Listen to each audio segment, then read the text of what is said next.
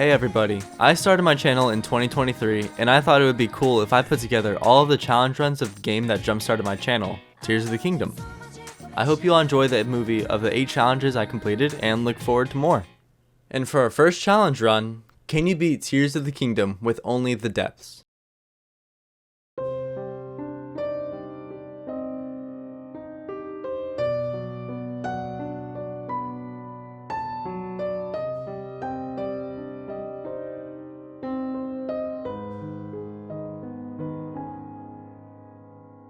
The depths are filled with gloom and nothingness, from vast chasms to gloom-covered enemies. The Tears of the Kingdom depths is filled with the mysteries of Hyrule, and we will see if these dark and hollow caves can save Hyrule from the Demon King. The rules of this run are simple. 1. I can only use weapons and armor from the depths. 2. If I fuse weapons, then the materials have to be obtained in the depths. 3. Mandatory items are allowed for their main purposes. 4. Obtain Majora's Mask hiding inside of the depths. And 5. All temples and final bosses must be defeated. With all that being said, this run is unique because the depths is not known for its easy to obtain weapons and materials. Will we be able to become the strongest? Let's find out. As we jump off the beginning Sky Island, the challenge officially starts and we make our way towards the lookout landing. Once we arrive, we're told that Pyrrha is in the building with the big telescope. After finding a very distraught Pyrrha, she tells us to go to Hyrule Castle. But I won't bore you with all of that, and let's just get into the exciting part. We find a horse. We tame a horse. We ride the horse. We get to the Great Plateau. The Great Plateau was a beginning area in Breath of the Wild, but now it's an endgame area, and not having any weapons, armor, anything, it's gonna be a little bit dangerous. The reason that we're actually going to the Great Plateau is because there's a bargainer statue. These bargainer statues are like little shops in the depths. So with the more that you find, the more you can buy from them, and then you can get more armor. Also, at the end of this one, you can get a heart container, so I decided to do it first, just to get it out of the way. Bargainer statues actually come in many different shapes and sizes, like this thing you see right here. This is a bargainer statue. And also, the little rock from before, that was also a bargainer statue. With this specific bargainer statue though, you have to collect 4 eyes, and as you just saw, we've already gotten one of them. So we just gotta get 3 more, and then we get the heart container, and we also get the bargainer statue to shop from. My first goal is to get most of our armor pieces. After getting some armor pieces, then we can start progressing the game and doing some temples. While on our way to Rito Village, we stop by a tower and get shot out of it. After meeting up with the Rito Village chief, Teba, he asks us to retrieve his rebelling son. Well, we finally found you. After talking with Tulin, he tells us that he can create a gust of wind, which will help so much with traversal. Tulin tells us that he got his weapon stolen by a monster, but with a little bit of help, he gets it back. Now this is the point where we have to traverse up the mountain, up into the sky, and over the top of the tornado. This is when we catch our first glimpse of the Wind Temple. We're here to stop this big crazy ship from creating a blizzard. We try to activate it to shut it all off, but we need to activate the 5 other gears to open up this big hatch. In order to activate those other 5 gears, you need to use Tulin's power to push these windmills with his wind. But after getting to the next 4, then we can open up the hatch and stop this crisis. But there's something in our way. Colgera, this giant flying beast. And don't tell me I said it wrong because I looked it up on Google Translate, so boom, I said it right. So the way you're supposed to damage Colgera is by shooting this crystal stomach, and eventually when it opens, you shoot it one more time, and then it takes damage. This is when I realized an issue, and no, it's not the space warping worm. It's the fact that my bows don't really have that much durability. I might have a few, but if it takes 5 hits to even break the crystal, then I'm in for some real trouble. It's at this point where I get a crazy snipe shot and he goes into second phase. Now in second phase, this is when he starts unleashing some giant tornadoes, and if you get caught in the middle of them with the little amount of armor that I have, you start to take a lot of damage. But eventually, after countless shots and multiple bows breaking, we wear Colgera's health down to 0. This means that we've officially beaten one of the first 4 temples. So now the tornado's starting to disperse, and the ice is also starting to melt. We meet Tulin's ancestor, but we don't really care about the lore, so let's just keep playing the video game. We're actually going to be jumping off from the Wind Temple over to a labyrinth, because if we finish that labyrinth, then we can get another piece of armor. It turns out that we can't actually enter this labyrinth because we have to make it through the one on the ground. All we have to do though is jump off of the sky labyrinth and make our way straight to the end of this labyrinth. In this maze, you have really low gravity, and in order to make it through, you have to find 4 different terminals so you can unlock the reward. But it turns out that it isn't actually that easy. You have to go all the way down into the depths, from the sky, and you have to beat a boss down there. Now this boss comes in 3 different difficulties. 1's the easiest, 3's the hardest, and I haven't even encountered one of these before, so having to fight the hardest one first is gonna be a challenge. It turns out that the Flux construct is completely invulnerable except for the one point on its body, which is the main control unit, and as long as you hit this point, you can actually deal damage to it. Apparently, it can also transform into multiple different shapes, so as you can see this one's a square, it does different attacks, so it's kind of hard to memorize these. Something else to note is that normally when I fight bosses, I can actually deal a decent amount of damage to them, but as you can tell with this, I deal basically nothing. So this is going to be a long, grueling game of me beating it. Not that I'd actually show you that long fight, but here's the last clip of it. One of the items that this thing drops is something that can only be fused with. You can't actually pick it up, but you can fuse it to another weapon, and that increases the damage by a lot. This place is more of an endgame area, so I'm sure there's a lot more to pick up. Actually, just outside of the boss arena, there are some chests, and they contain really useful items. But you'd be surprised. I actually didn't come for these items. There's a bargainer statue that's around this area, so I just needed to fight that to get to the bargainer statue. But I guess all this stuff is good too. So yeah, apparently I didn't need to do any of that. Turns out that the bargainer statue is in a completely different area. That was all pointless. Well, not pointless. I mean, I got some good weapons out of it, but that was pointless. I didn't need to do it in the first place. That took like 2 hours to do. What the We finally made it. We finally make it to the face of the bargainer statue, but out of all of that hard work, we still can't even buy the headpiece to the depths armor, so we're just gonna have to go find some more, I guess.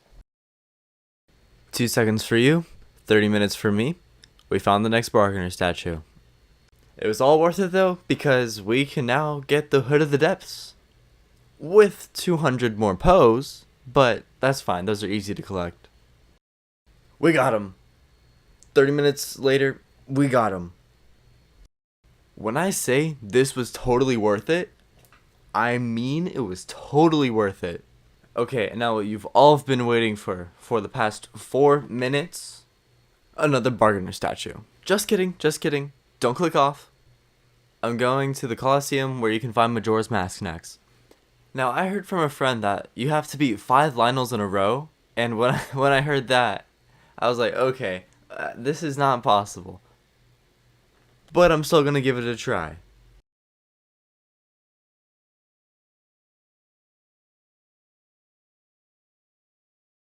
Screw that. I'm done. Nope. God, nope. I'll beat them later. Let's just do the next temple. The next temple that we're gonna try to beat is gonna be the Fire Temple. Now if we take a quick little run over here, then we can jump straight into Goron City, and it turns out everyone's all messed up in the brain because they had some marbled rock roast. Now, I don't know what the hell they're putting in these rocks, but I'll get what he has. You know, it turns out that Volcano is actually pretty hot, so I need to collect these fireproof lizards so I can make some fireproof elixirs, since my armor doesn't really provide any heat resistance. After spending about half an hour looking for some stupid lizards, we finally make some progress and start heading to Yonoboko HQ. So it sounds like Zelda is brainwashing Yunobo to make some drugs to give to the Gorons, and we walk in the middle of their heist. Yeah, I don't think he's happy about that. But Yunobo is still Yunobo at the end of the day and takes a bunch of damage because he's a wimp. When Yunobo tells us that the mask that Zelda gave him was controlling him, he gives us his power and then we make our way up Death Mountain. But right as soon as we make it up to the top, there's this giant molten marbled rock roast demon. Conveniently enough, there's this flying machine and Yunobo can jump on the top of it. So if we just fly up to those monsters, then we can just shoot them with Yunobo. But they also shoot something back. Big lava rocks. I know, who would have guessed it? While the second head wasn't too hard to get, Yunobo didn't make it back up in time to shoot it and I went tumbling down. Luckily, there were more, so after we grabbed one, we just flew back up and took it out. Now we can go inside of Death Mountain. Once we get in, we go to the nearest light route and light the place up. After that, we go and find the fire temple. With the entrance blocked though, we have to use Yunobo's power to break through the rock roast. After finding all of the terminals, we open up the gate and walk into the boss arena. The marbled Goma looms over us, but with my quick thinking, I immediately use Yunobo and take out one of its legs. That immediately puts it at a disadvantage because if I take out one more of its legs, then I can get on top of it and start hitting its eyeball. After dealing a little bit more damage, we finally get the marbled Goma into second phase. The only real difference about first phase and the second phase is that the Goma jumps onto the roof, so you have to use Yunobo to take its legs out by running him up the walls onto the roof. This makes the marbled Goma fall down and you can actually reach it. So I deal tons of damage and eventually we kill the Goma. We also get a heart container for our troubles, which is always nice. Yunobo becomes the Sage of Fire and we save Goron City. Let's keep this momentum up and head towards Gerudo Desert. While making our way towards Karakar Bazaar, we can see that almost all of Gerudo Desert is covered by a sand shroud, meaning you can't see anywhere and you can't even use your minimap. Luckily we find an updraft and make our way to Gerudo Town. This once beautiful paradise is now deserted. Turns out there was an invasion from something called a Gibdo and everyone's hiding underground. Sadly they won't let me in because I'm a Vo, so I'm just gonna have to sneak in another way. The underground waterways. Luckily we're welcomed in by Riju's right hand, and she tells us to go find Riju because she's off training somewhere. After finding her, she tells us that she's adapted a new ability to strike lightning down on people. But then suddenly, we're told that Karakar Bazaar is under attack by these Gibdos, and for some reason we have to help them. Luckily, it's pretty easy with Riju's power, just to strike lightning on them. It's pretty satisfying. Almost as exciting as the giant tornado storm. Turns out there's going to be a swarm of Gibdos surrounding Gerudo Town, so we're going to have to fight that off with Riju and the other Gerudos. Once the battle starts, we have to protect 3 different entrances to Gerudo Town. Luckily, it's pretty easy to destroy the hives, and we save Gerudo Town almost right away. But the battle isn't over yet, because we still have to find the temple hiding in the Gerudo Sands. Oh, yeah, I think I found it. Like any sane person, when I see a big glowing orb, I shoot it. And what comes out of it? It's the freaking boss. Yeah. Crazy, right? No, I kind of expected it. Now, the way this freaking thing runs is creepy. It's nightmare fuel. It's... what? Get it out of my sights. I never want to see this thing again. Now, when I tell you this is my least favorite temple, it is my least favorite temple. I want it gone forever. Go back in the sands. I don't want to see you. Okay, let's finish this boss off. Since we've already had the chance to fight the big Gibdo, we already know how his first phase goes, so we'll just go on to the second phase. In this phase, she activates all the different hive minds around her and brings out a bunch of smaller Gibdos, and these things are such a big pain that I just die multiple times to her and have to restart the whole fight over. But after dying 4 more times, I finally use her own minions against her and use their bones which are actually 40 fuse damage, and put it on a Lionel bow, so I deal so much damage to her that I finally kill her, and she goes away forever.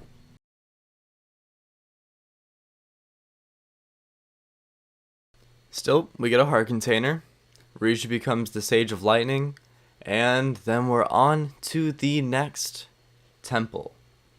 Now Sidon is my favorite sage by far because he has a whistle. That's not my only favorite thing about him though, he's also just a big lovable fish. And now we have to help him because Zora's domain is being covered in sludge. And this sludge is actually coming from the sky. I know that it's been a minute since we've gotten any new weapons or shields, but after this next temple, I'll go back down into the depths, get some new weapons, and maybe even try to get Majora's Mask again. An enemy tries to ambush us, but Sidon gives us his power to take this monster out. After beating this monster, me and Sidon go up to the water temple, and then try to figure out what's going on from there. It turns out that we aren't even at the water temple yet. We have to go up even higher to actually reach it. After catching up with Sidon, we find the source of the sludge, and we have to go activate some terminals to get rid of the source of the sludge. Since this is the last terminal, the enemies around here are crazy strong, and I basically get one shot. This means that I need to be really careful. After activating all of the terminals, we head back to the boss arena in order to face the enemy. Muktarok. Though it's small, it's very mighty with its very strong shark attacks. The Muktarok is a very interesting enemy because it runs away while you attack, so you have to chase it down, and that gives you less time to attack. For example, you see me just chasing it down right here, and that can get pretty annoying after trying to beat it for a while. In its second phase, it spews out a lot more sludge and throws it onto the floor, making it hard for you to move and harder for you to attack. Here's a little clip of me trying to figure out where it's gonna go, but there's just no way to track where it's gonna move. And yet, after maneuvering my way through the sludge, I get to the Muktarok and I take it out. Almost. But just one more attack and then we beat it. We beat the last temple. Heart container. Sage.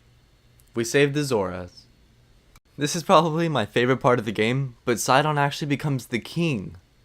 The king of the Zora. Good job. I'm proud of him. We can't rest yet though. Tension is building in Hyrule Castle because we see Zelda through a telescope. So in normal Link fashion, we completely forget about her and go complete some other stuff. Alright, fine Zelda, I guess I'll come save you. After making us fight all throughout Hyrule Castle, I leave. I mean, what did you expect? I ain't doing that for her. I decide that I'm gonna do some shrines so that I can get some more stamina because I'm lacking in that department. I'm gonna do a little fancy editing and magically have 12 Light of Blessings. Oh my gosh, I did it! What? Anyways, I actually decided to get more health since I'm going to be fighting a boss right away. And we make our way to Hyrule Castle. Yes, we have all of our 4 friends. This is going to be easy. I've prepared so much. Let's just do it. Oh my gosh, so scary. Zelda goes limp and we fight Phantom Ganon? Yeah, I don't know either. But I do know that I got this flurry rush and I deal basically no damage, so wonder how I'm gonna deal damage to him. Find out in the next episode. Half health, baby? Okay, we're gonna beat him this try. Wait, what's he doing? Oh my gosh, get me out of here. I don't want to play this game anymore. You know what? I'm upgrading my armor. I need to take more hits. Why hello there, Terra. Give me those armor upgrades. What the f? I'm a disappointment to my family. I just post YouTube videos. Nice YouTube videos. And I can't even upgrade armor. Good thing you didn't have to see my midlife crisis. Oh yes, I will upgrade the hood. Thank you very much. Wait, I need more?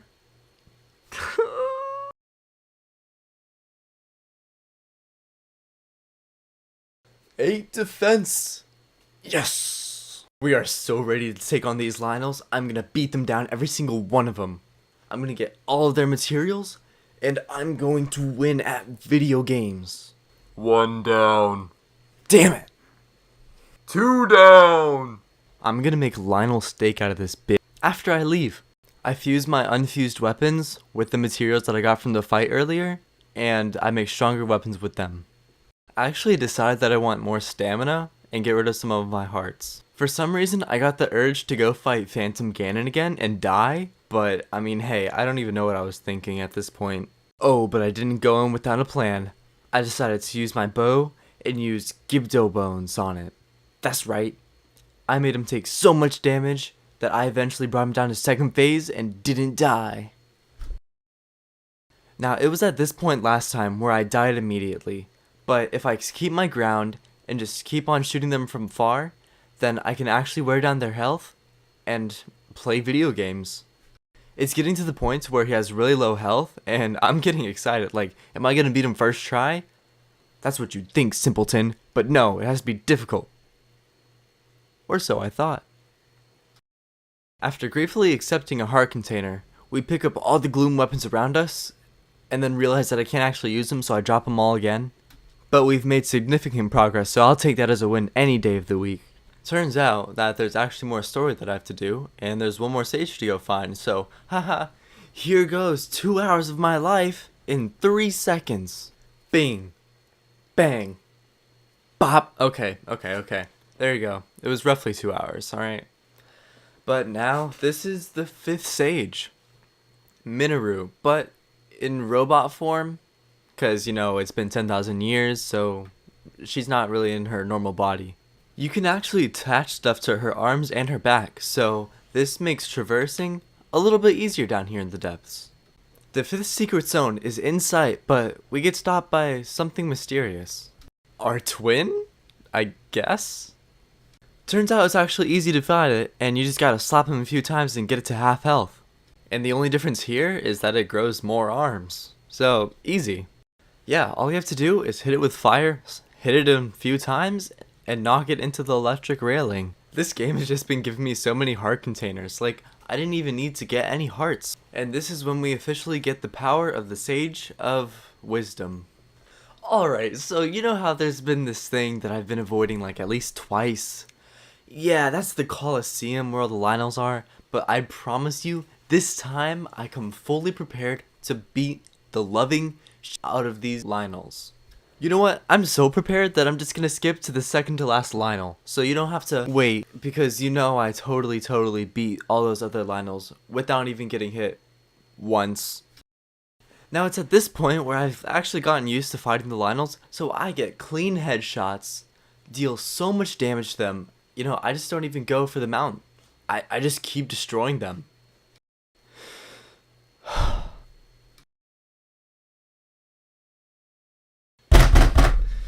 Oh my gosh. At long last, we beat him. Finally. God damn. Time for the real challenge to start. This one is gonna be a toughie.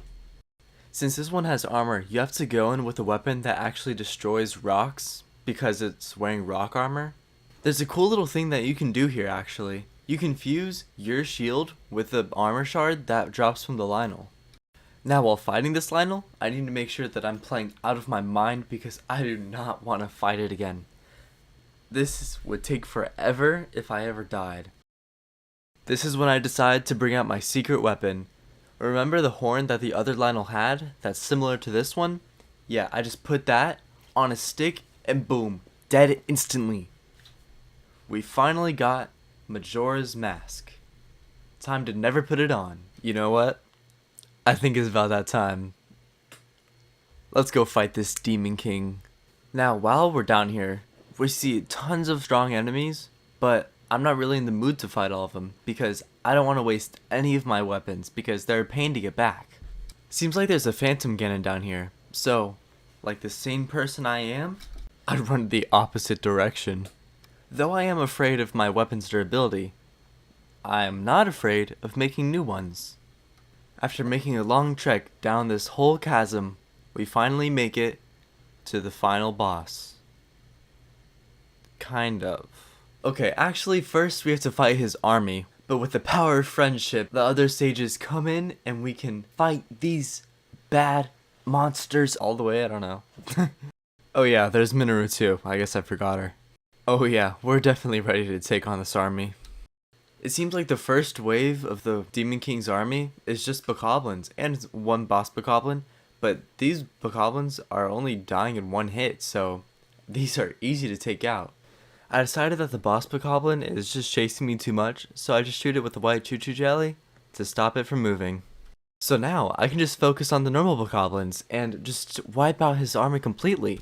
Now the next little wave of the army is Lizalfos. Now the way these little lizards run up to you and fake you out is really annoying, so you have to stay on your toes to make sure you don't lose all of your health. But yeah, besides that, pretty easy. Now for the next phase, of course he brings out the Gibdos, which are the worst. I hate them. As long as you use fire moves though, you'll be fine. And now for the last phase, Moblins. And you know what? I think these are going to be even easier than the Gibdos. So no sweat off my back and no sweat off yours. And that's the last Moblin defeated. Time to fight the Demon King. Hopefully for real this time. The Demon King resummons all of the 5 main bosses, but luckily I'm not the one that has to fight them, and the sages do. It's time, everyone. Let's finish this challenge off with a bang.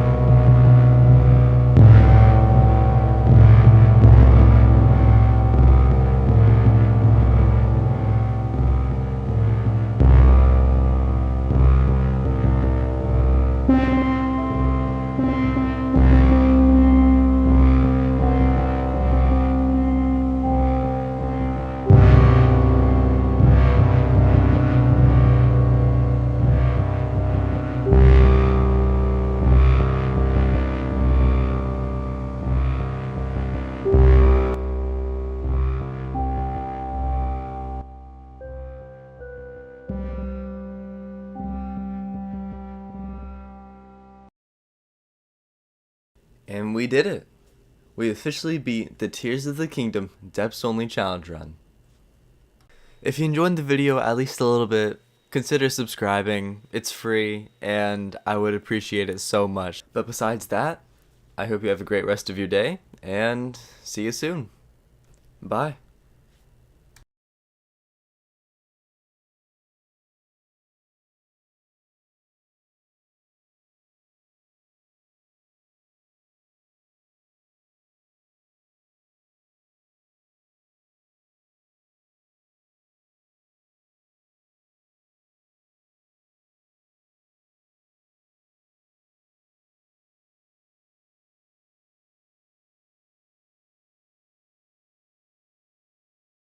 For the next challenge run, can you beat Tears of the Kingdom with only the sky?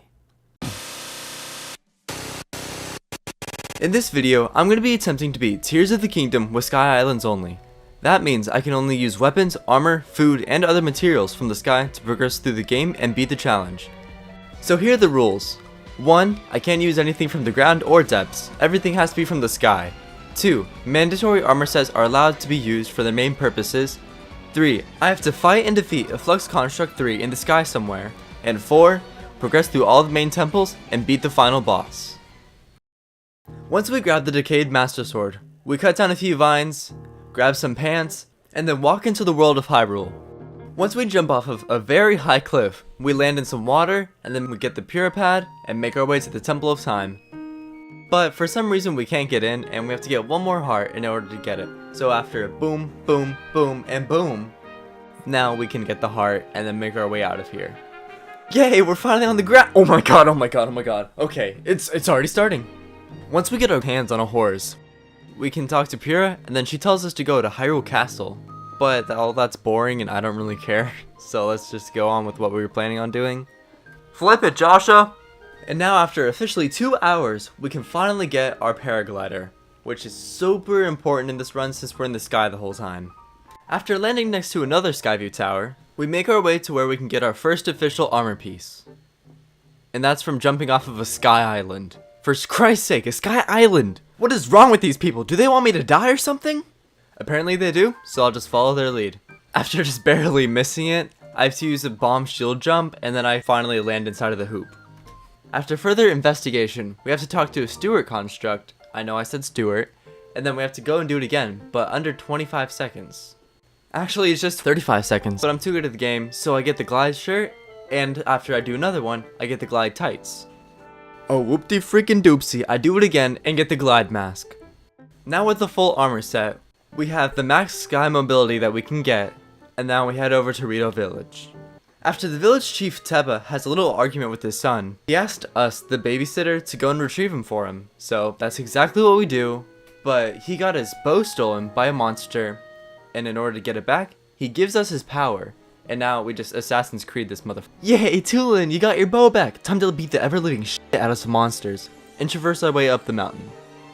Okay, now we see the Wind Temple. But before that, we have to go and grab a shrine, which will give us a teleport in case we have to come back later. Myth busted, you cannot eat Tulin, but after a few more jumps up, then we can finally make it up to the Wind Temple. Yes, everybody, get excited, it's the first temple out of 5, and then we go and activate the gears, but sadly, just sadly, you can only activate one, so we have to go through some lasers like it's a Mission Impossible movie, and then we can get our wind turbine. Flip a switch, get another turbine, move some gears, get another turbine, jump into the pit of demise, get another turbine, and then another turbine. Now, we can finally fight the boss, Colgera, also known as the Flying Space Worm. Now, I have gotten a lot of comments about this, and apparently I was fighting the boss all wrong, so this is for you guys. Also, this is for you. Alright, fine. I'll do it the way it's intended, I won't use any arrows. There you go. We got it into second phase. With all of this wind, it's surely so much harder to fight. Okay, we just go ahead and kill it. Okay, alright, it's shooting its missiles at us. What? Okay, we go and kill it again. Here it is. We beat the boss. That's right. 1 temple done, 4 more to go, then the final boss. Let's freaking do it. Why, hello there, Mr. Bird. After fixing some family problems, Tulin gives us the Sage of Wind's power, and we go right on our merry way to the next temple. Only after stopping by and saying hi to our favorite fairy, Terra, though. You know what? Let's just go get another fairy since we're already on a roll. There we go. Another fairy. Alright, everybody. To Death Mountain we go. Oh my god, we're gonna crash! Oh, nope, I just freaking tricked you. That's right. I am very sorry for all of my past crimes. Please forgive me. Once we activate the shrine, then we go into Goron City. This is where we meet up with all of the druggies that keep on selling diamonds and sapphires and rocks to us, but that's not really what I'm interested in, so we just go ahead and talk to the person in charge. You know, Bo. Well, right now, I don't really know what to do because I'm at a roadblock. 1, I can't buy any Flamebreaker armor, and 2, I can't make any fireproof elixirs with the fireproof lizards on the ground.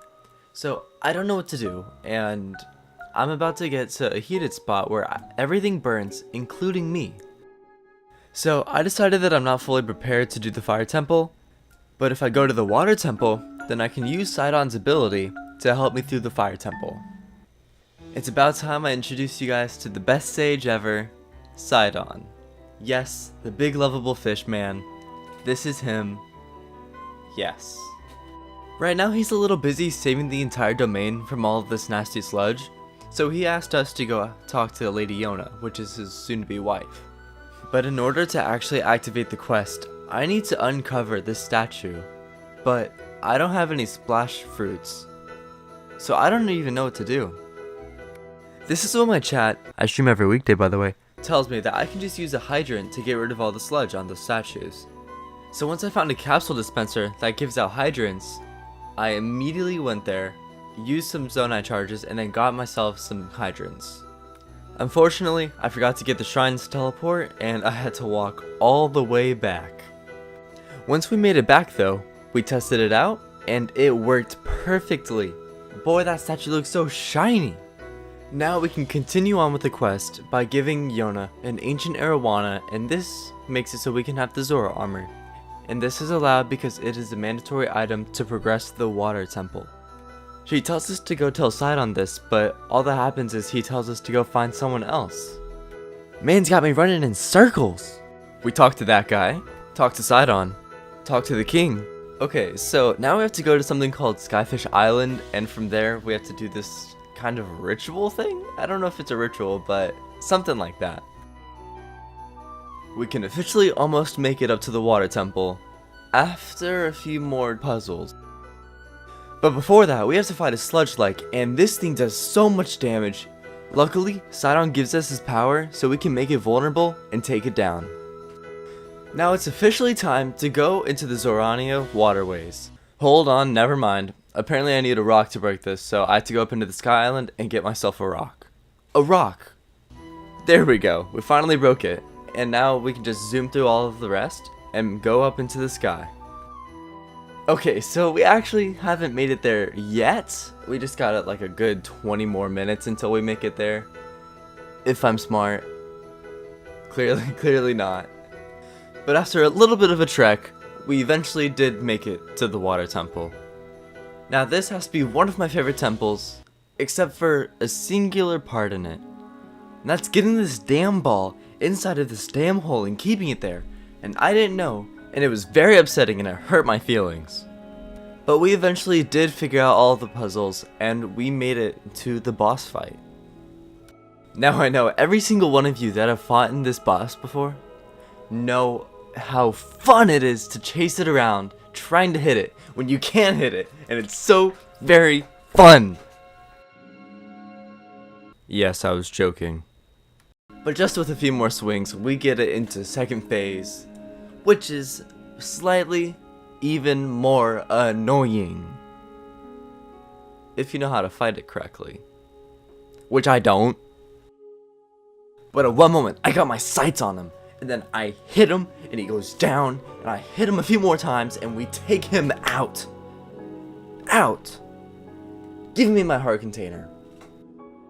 After a series of skipped cutscenes, we return to Zora's domain, and Sidon becomes the crowned king, and then he rewards us with the Sage of Water's power. Alright everybody, we're zooming, we're going fast, we're already onto the next temple, almost onto the next temple. We have to fight a little boss before we get there. Now, normally the first two heads are easy to beat, but it's always the last one that I have a little bit of bad luck with. Like, I always miss the first shot and then ram into it and have to go find another whole flying wing. But we defeat it pretty easily this time. No mess ups. Now, while falling down the volcano, I kind of forgot that, volcanoes are a little bit hot, so I had to reload and go get Sidon's ability before I even jumped down into the volcano. This is just going to be a lot of repetition of getting Sidon, getting a little bit of progress done, getting him again, and then making it through. Now, having to repeatedly get Sidon is a very, very tedious task, and with me having to run around and jumping and climbing everywhere, it doesn't help. It really doesn't. But now, I've already adapted to it, and I can use Yunobo to make it through the temple, and definitely not burn along the way. Here we go everybody, we're on the third boss fight, and things are going very well. This whole challenge run has been a breeze so far, and then hopefully this one is too. Hope I'm not foreshadowing. Now something that I noticed immediately is that I'm burning. I am burning, I'm on fire. Sidon, where are you? That's basically like the quote of this entire temple. Sidon, where are you? Okay, anyways, once we shoot off its second leg, then it drops down and we can go jump on it and hit it. But of course, I need Sidon's help. And I noticed something actually. I don't do that much damage. Now this is the third temple, and that means the bosses have been getting harder. Which I mean, like, hey, I get it, alright? But I got a challenge run to do. Also, a little something to note is that if you shoot the legs too early after it falls down and gets them back, then they won't damage them, and then you'll just be waiting there like a sitting duck. So, highly recommend waiting at least a second, unlike me. Once in second phase though, this little crab jumps up on the roof, and nothing really changes. It's actually a little bit easier this time. If you shoot Yunobo to where one of the legs are, it only takes one hit and then it falls down, which is easier than the last one since it took 2 hits last time. And it still takes the same damage, so it's really just an easier fight. So yeah, there we go. That is the third boss down. Now here's something to note. I can't actually grab this heart container since it's under the ground in the depths, so sad for me. Okay, the fourth boss is coming up, and I think it's about time we get a certain weapon, actually a certain sword. Now I'm really excited to do this because it will make the game so much easier for me. You know, even easier than the depths playthrough, where I had a bunch of Lionel sabers and a bunch of crazy damage output. Yeah, it's gonna be even better than that. That's right, everybody. We're getting the Master Sword. It's time. We're doing it. We are going in. We're gonna tear down this Queen Gibdo. I am so ready. Zelda, I get it. I know you don't want me to rip a sword out of your head, but I have to. I need to. I'm sorry. You know, it might hurt, but I don't really care. I need it. Take it out. Where the hell did Zelda send me? It's finally happening. The moment you guys have been waiting for. I get the Master Sword. Yes, round of applause. Thank you, thank you, thank you. It's happening. This run is going to be so much easier now. So much easier. That makes me happy.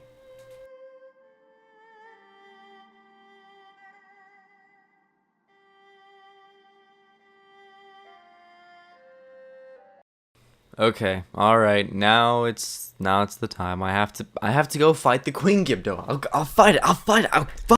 Okay, here it is, Queen Gibdo. You know, I skipped the whole story because I don't care. It didn't really matter anyways. But, you know, you might be expecting me to post it like a, oh my god, a montage of how many times I died. Yeah, no, I actually did pretty good.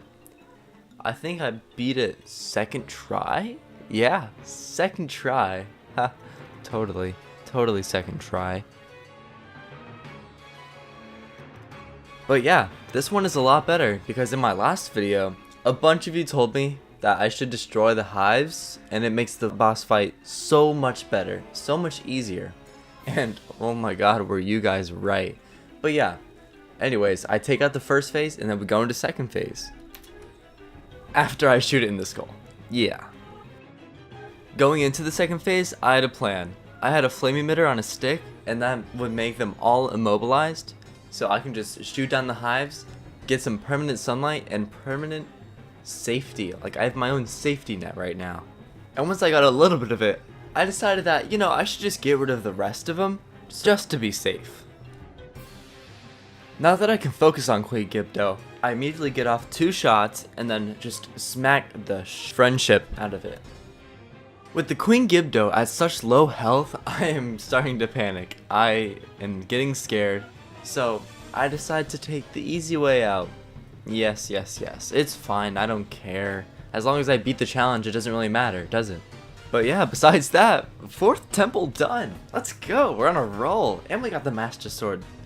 Well, I think we all know what's coming up next. The Phantom Ganon fight. Before that though, I actually go back to the Great Sky Island because I need myself some armor upgrades. I am doing horrible on that. Like, I have done nothing. So, I decided to actually throw some bombs at some keys in order to get the armor materials. And yeah, I'll just let you see how that went. Not very well, as you can tell. But it's fine. All you have to do is try again, right? No, I guess not. After a single swing of a flame emitter, then we get a decent amount of eyeballs and, most importantly, some wings. That would probably burn up in the process. First things first though, we actually have to talk to Pyrrha, and then it'll activate the quest. Only after a very intimidating blood moon. Once actually making it up to Hyrule Castle, oh, who could have guessed it? Zelda isn't actually Zelda. She's a bunch of Ganon's monster forces. What the hell? She makes me upset. Watch this. I'm going to use a very, very cool power. It's called the power of editing. When I say some special words, then it'll cut to whole different parts. Shwoom, shwam, pop, bang, flabooble. Okay, I think that's it. Nope, it wasn't it. Well, I mean, now it is it. So, boom, there we go. Good job, everybody. Alright, Phantom Ganon, when I tell you that I've fully prepared to fight you, I mean it. I have the Master Sword. What can you do against my Master Sword? Let me answer that for you. Nothing. Look at how I can just swing and he dies instantly. And then I do it again. Again? What? This is so easy. Put me in that second phase. And being the awesome gamer that I am, the second phase is basically just like the first one. I can't be stopped. Look at this flurry rush. Oh my god. I'm at a quarter of a heart. If I get touched by a little bit of gloom, I'm dead, but I'm not dead. I'm alive.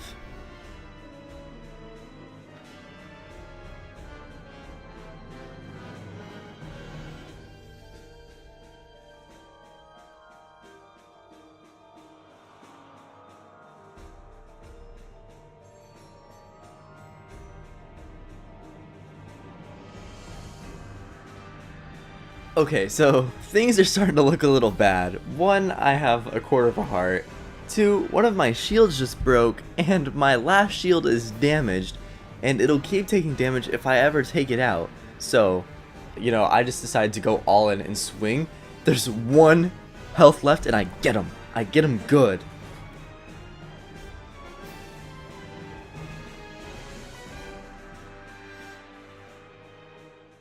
Now my friends, let me introduce you to the single best cutscene. And yes, that's right, we have beaten Phantom Ganon, and now it's time to go get the 5th sage, so I hope everybody is ready for that.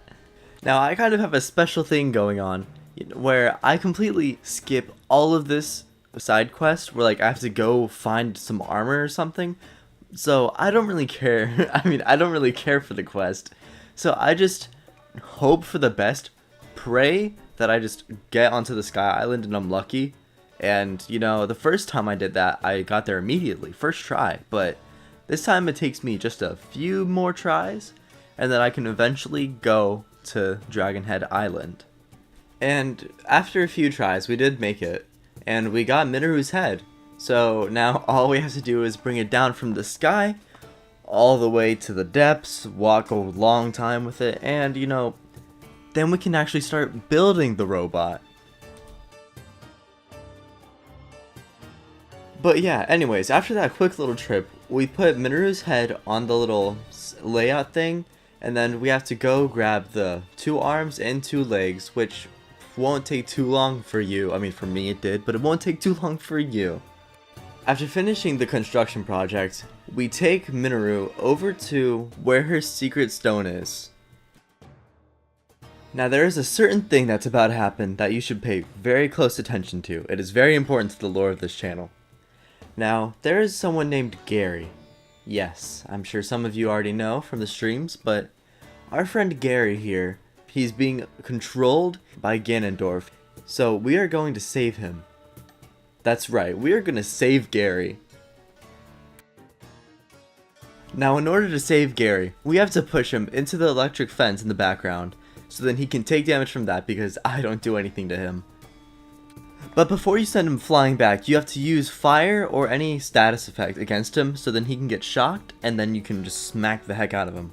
Nothing too bad really happens in the second phase. All that happens is that Gary gets more arms so then he can start flying around and try to shoot me, but I don't let that happen. I'm sorry, Gary. It just has to happen. I'm sorry. And after a long, sad fight, Gary gets taken down. We set him free, everybody. Be happy. Now, I would get the heart container, but you know, I got a challenge run to do. I can't really do that since it's in the depths. So, let's just grab the secret stone and get out of here. Okay, so now that we have all 5 of the temples and all 5 of the sages, now we have one other goal to check off before we go and fight the Demon King. And that is defeat a Construct 3 in the sky. Now, me personally, I don't know where every single Construct 3 is. So I just go searching around for them, and I find like 2 1s, and then eventually I do find the 3. Now I like the 3 better than fighting the 1, because with the 1 it's easy to grab the main control unit, but this one is just hard because it always blocks you, and there are these stupid springs that keep getting in my way whenever I try to get it, or whenever I try to like run away. It's just chaos, and I love it. Like right here, I almost got it, but then it just goes away. And oh no, it switches again. Yeah, lucky me, lucky me. But trust me, as soon as I whip out the Master Sword, oh, he takes so much damage. Now it's already like 1/3, almost half health. Now something I didn't notice before this fight is that you can actually use rewind on the blocks that it sends out. Like I didn't know before, and I thought I couldn't reach it at all. But so I just shoot it in the head, hit it a few times, and it's dead.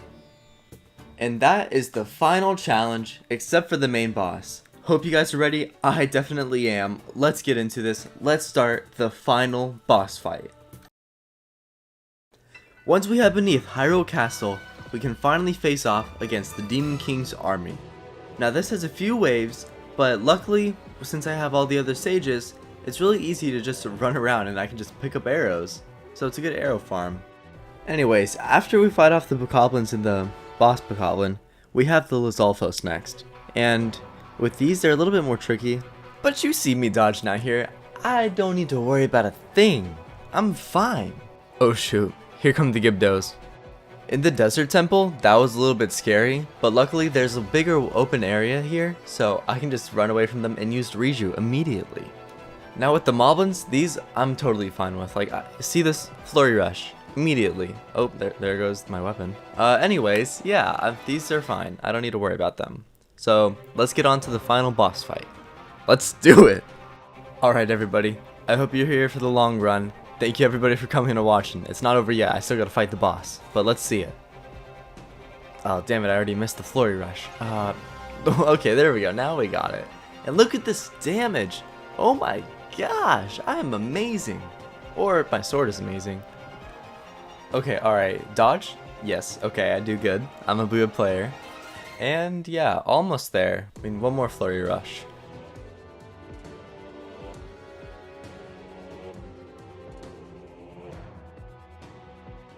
Alright, let's go! We're on the second phase, let's do this!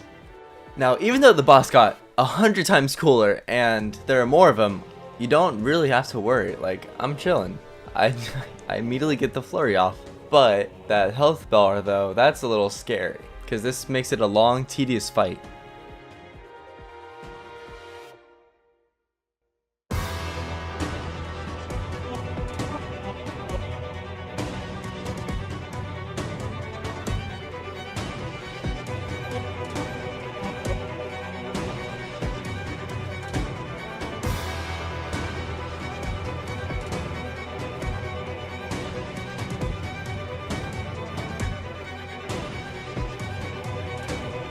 We're almost there. Let's beat him up with the Sunflower Claymore. Oh, never mind.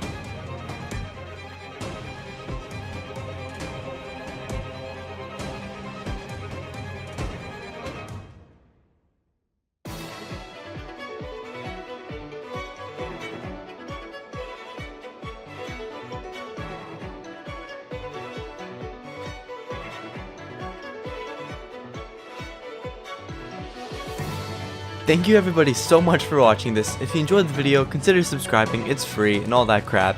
But besides that, have a great rest of your day, and see you later. Come join my streams please. Goodbye.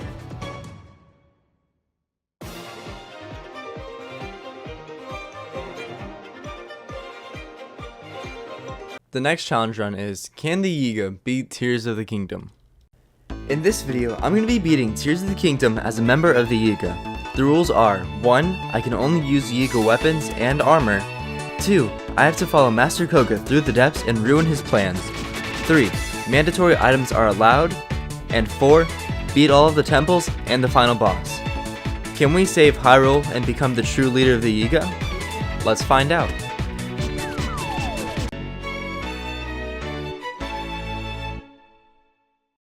After finishing an extensive tutorial, we jump off the Sky Island, get a horse, and then we talk to Pyrrha. After a journey to Hyrule Castle, we go ahead and get the paraglider, and then run past the Hinox so that we can make our way over to Lindor's Brow Skyview Tower. Now from here, we can go to the Yiga Clan Merida branch and try to get our first piece of armor, but if you can't really tell, that's not going too well. So my next plan of action is to set him on fire, but then I end up getting chased around by an earthquake, and you saw how that happened. So instead I decided to go on a 3-hour trip for weapons, and I wasted it. Just completely wasted it. So then I went to Kakariko Village, and then searched around in some caves and found myself my first weapon. A rusty 8-foot blade. Now that I actually have something to defend myself with, I can go ahead and just use my weapon, the single weapon I have, and get an armor piece. Alright guys, we finally have it, we finally have the pants! Anyways, we go to the old man's house, well, old man's old house, because this is another Yiga clan hideout. After losing a few fairies and definitely a few brain cells, we can get the Yiga mask. Now, all that we have to do from here is go and get the Yiga top, and then we can progress with the challenge. My next plan of action is actually to become a Yiga Blade Master. Someone in chat told me exactly where to go. I stream every weekday, by the way. And I heard that you can get a pristine 8-foot blade from it, so the fact that I have no weapons, I decided it's a pretty good way to go. The great thing about this is that I don't have to waste any weapon durability because I just have to put some bananas in these little pots and then I can pass the exam. Great thing from this though, I get a ruby and I also get an 8-foot blade from it. We make our way on over to the Yiga clan hideout because there are some very good weapons to be sold there. Like, I could finally get myself a bow. What? That's a game changer! Yeah, and some spikes. But we don't talk about that. Now the next plan of action is very important, so listen closely. Now I have to fight 3 Yiga members in 30 seconds, I think. And if I do that, then I can get the Yiga glider fabric, so I can put it on my paraglider. And next, after getting 6 defeated in 1 minute, now I can get the earthquake manual. The only right thing to do now is to go and put that Yiga fabric on my glider, and damn does it look amazing! Glory to Master Koga, but then again, I am gonna come and beat you up, so guess not glory to you? Whatever. It's time for Rito Village! Okay, alright, so, you know, the whole spiel about family problems, yeah, we'll just ignore that, and yeah. We're already at the Wind Temple. Let me be more clear. We're actually at the Wind Temple boss fight. So if you haven't seen this boss fight before, let me explain it to you. So, Colgera, or Big Space Worm, shoots a bunch of spikes at you, and you basically just have to avoid them until you can dive right through the middle. Yeah, well that clearly didn't fucking work. Just imagine you didn't see anything and now we're in second phase. Okay. Ha, more like Colgera's dead. Well, you know, at least we get a heart container for our troubles. That's the least that they could give us. And I guess, you know, the power of a sage or whatever. Well, at least we finished the mission. On to the next.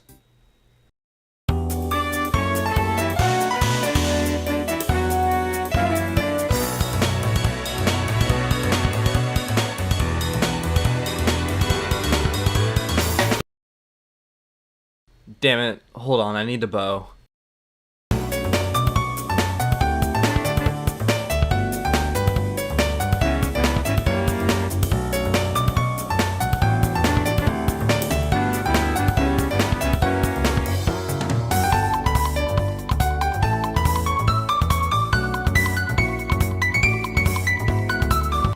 Alright people, I'm back. I hope you guys enjoyed the edit, but we're kind of in a busy situation. So, this is Muktarak, and yeah, as you can tell, I'm doing pretty good with it right now. You know, I said I was gonna die, but I didn't. I'm doing great. Damn, I almost died right there. Anyways, we got it into second phase, and with just a little bit more slaps, you know, then we can kill Muktarak. Now for our rewards, we get a heart container and a sage.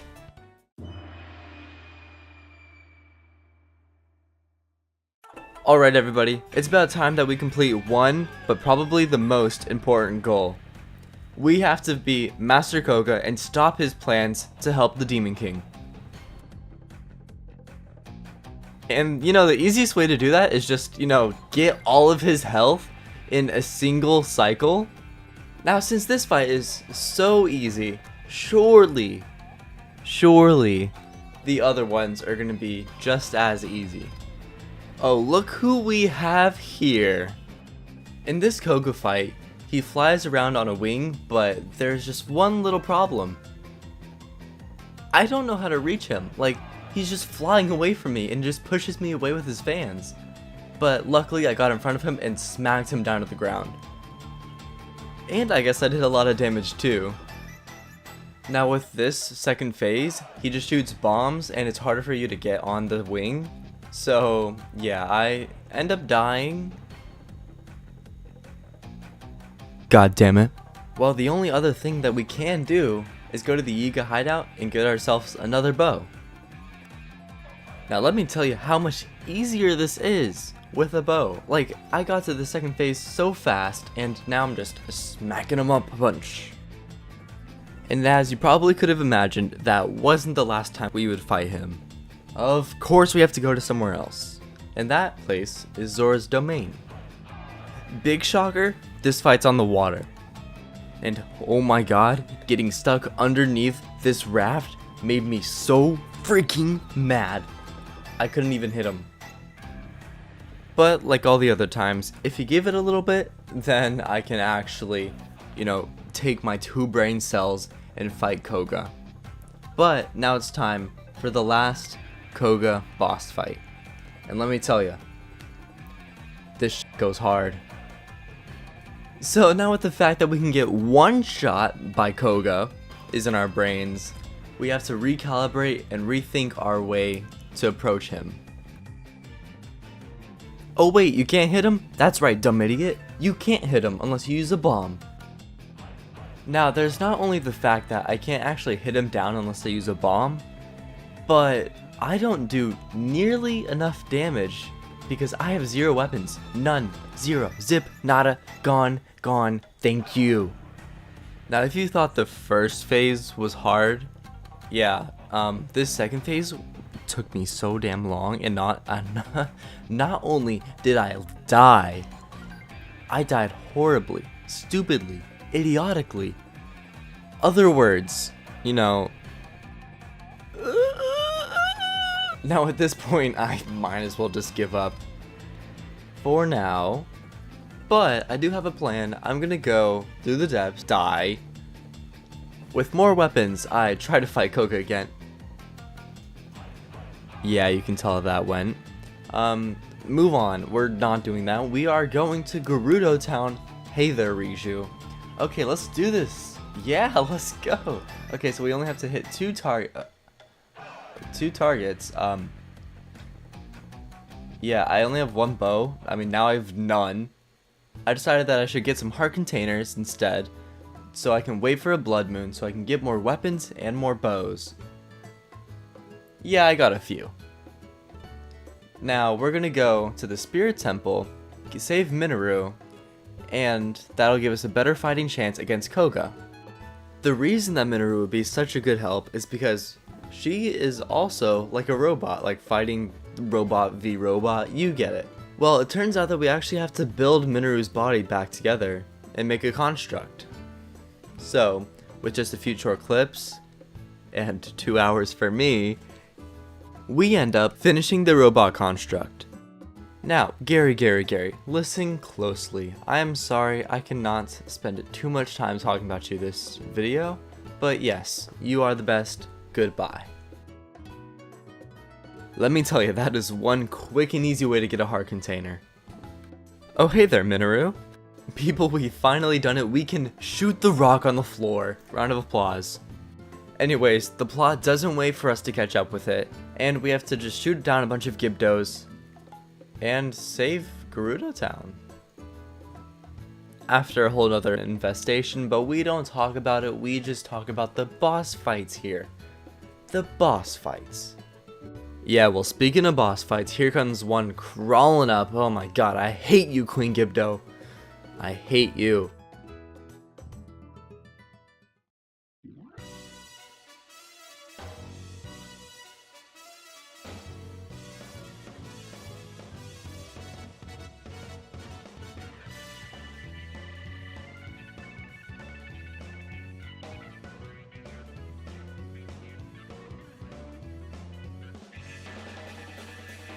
You know what? I think we should just get a bow and just go try Koga again. This is what you get for all the times you've bullied me, Koga. For some reason now, my brain's actually getting smart and I use my shock fruit just to stall him. Twice. Anyways, yeah, we beat Koga all the way down to just barely any health. You see right there? You see that? Yeah. Barely any health. But after one more try, we just beat him. Goodbye, no thank you.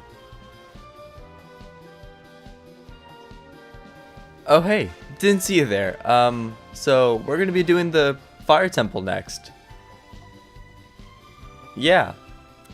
So with Yonoboko and drugs taking over Goron City, we have to get Yonobo back into his right mind, because we need his help to take over the Fire Temple and actually to even reach it, since you do kind of need to destroy some giant rock heads. Before we go down into Death Mountain though, we do have one very important thing to do before that, and that is to get some more bows.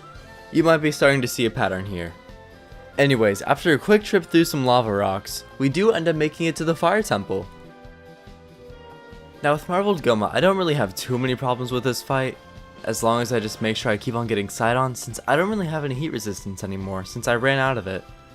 Well, we definitely will not die to this fight, because we're already in second phase. Now I've said this before, but I think the second phase of Marbled Goma is a lot easier, since instead of getting 2 of the legs, you only have to get 1. And you can see I do not that much damage, but also a good amount of damage for Goma. Well, not that it really matters, since I freaking die. Anyways, we do eventually get to the same point that we were at, and we beat Marbled Goma. You know, I say that's pretty nice, pretty easy. Thank you, Sage of Drugs. Hello, I'm here again. Ah yes, my friend, thank you for the bow. Oh yes, and thank you for another bow. Well damn, who could have seen it coming? Yep, here I am, Queen Gibdo, my favorite enemy ever. You know, once I realized I could just shoot shock fruits at it, this fight became so much more trivial. Like, goodbye. Bye, Queen Gibdo. Oh, never mind. Okay, just give me a second. And there we are. I hate you. But at least we get a heart, right? I decided that it's time for us to get a really good power up. Are you ready? Oh, here we go. It's super important. We dye our freaking armor. Probably the biggest hot take. I really like this color on the set. And I guess we get some more weapons, but that's not as important as the armor, my friend. Oh, we're in the endgame now. we have to fight Phantom Ganon. Well, I mean, not only one, like 5, maybe? Yeah, we have to take on 5 Phantom Ganons and figure out a way for me to not waste all of my weapon durability. I decided that if something has to go, it has to be my bows, because those are the easiest things to get back. Now the only reason I was able to get so much progress done was because I would jump off of a ledge, and then I would just use bullet time and shoot them straight in the head, because if you didn't have bullet time, it would only hit once in the head and then it would miss. So, you know, I just have to do the most damage I can. And eventually I did end up taking out Phantom Ganon with my Earthquake technique, so let's go. Well, that's great. Ganon took over the world. Not that I really care though, as long as I get my compensation. Now, we have to prepare for the Ganon fight, because I have no Sundelions, and the only way I can get my Gloom Hearts back is by using Sundelion Dish. You get the gist of it? The more food I cook, the safer I'll be, the better I'll be. Anyways, it's about time that we head down into the Hyrule Castle Chasm to make our way towards Ganon. Alright people, we are in the imprisoning chamber, and that means we are about to start the fight with the Demon King's army. Not actually the Demon King yet, but we'll get there. So to start off this fight, let me tell you, I don't plan on wasting a single sliver of durability on these enemies. I'm going to be using my Earthquake technique this entire time so that I have enough weapons for Ganon. In this first wave, the enemies are easy enough, and this boss bokoblin, I can just spam him with my Earthquake technique and he dies. Now the Lizalfos are a little bit more trickier, but they're easy enough. Gibdos though, they just bring back bad memories. Now someone in chat told me good luck on the Moblins because they're heavy hitters and also they're beefy, but I'm doing pretty well. I mean, I just have to spam them and they die. I mean, at this point I might as well just let the spirits do the work, but I don't know, man. I'm just awesome. Oh, Ganondorf, you think you're all that, but you're nothing compared to me. Just you wait. You made me wait 7 hours for a blood moon, you I'm getting back for that right now. Now, as you can tell, this is pretty easy, right? Yeah, no, this is nothing to worry about. Sorry, Ganondorf. You might have scared me in the beginning, but you are oh so ever small compared to my mighty power. Son of a bitch. Anyways, health bars. We all get how they work, right? Yeah, well apparently not this game. It seems like he's starting to get a little too confident because he's just not blocking any of my arrows now. Now I'm starting to get focused. Nobody in chat is getting responded to, and I am not making a single peep. I am too focused on this boss fight. If I beat this first try, I would be so cool. Okay, yeah, whatever. Another very big issue to note is that I barely have any weapons left for this boss fight. I'd have to just Earthquake him to death, and that would be very bad. You know, I'm getting super close. Super close. I can taste victory in my veins.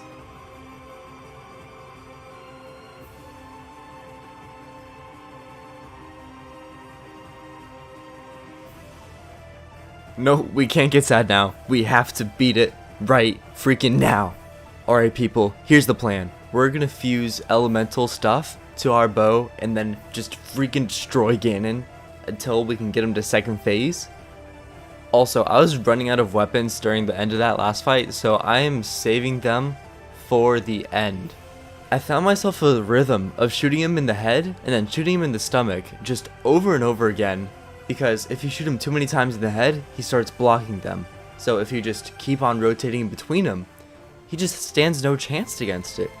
And then yeah, what did you expect? Second phase already. Okay, we're back to the same point that we were at last time.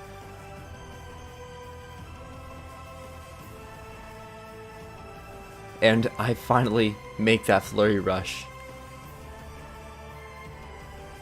If I move my smooth little squeaky shoes fast enough, then I can eventually avoid his attacks. I just have to be smart enough in the brain for it. But yeah, hold up, right here. Okay, Get him. We're done. We're done. The boss fight's over, right? Right? Nope, never mind. Okay, never mind. The next time, surely, right?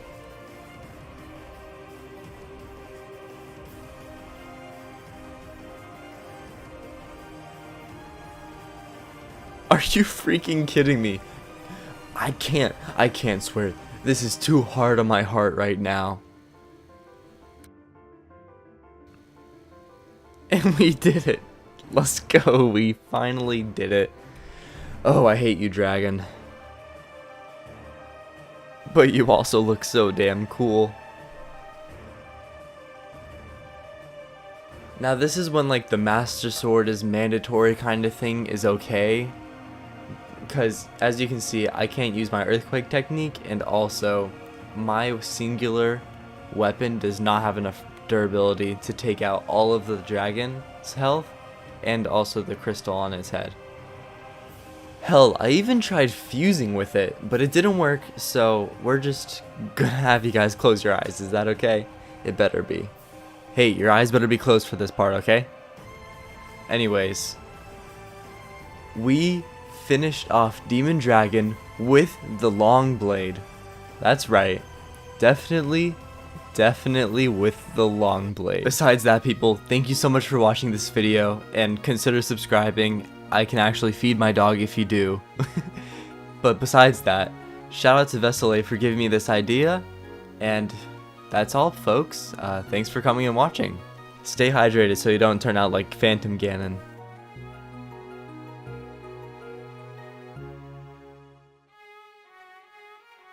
Our next challenge run is, can you activate all Skyview towers in TOTK without touching the ground? In this video, I'm going to be activating all of the Skyview towers without touching the ground. Will I be able to complete this challenge, or will it drive me insane? Let's find out.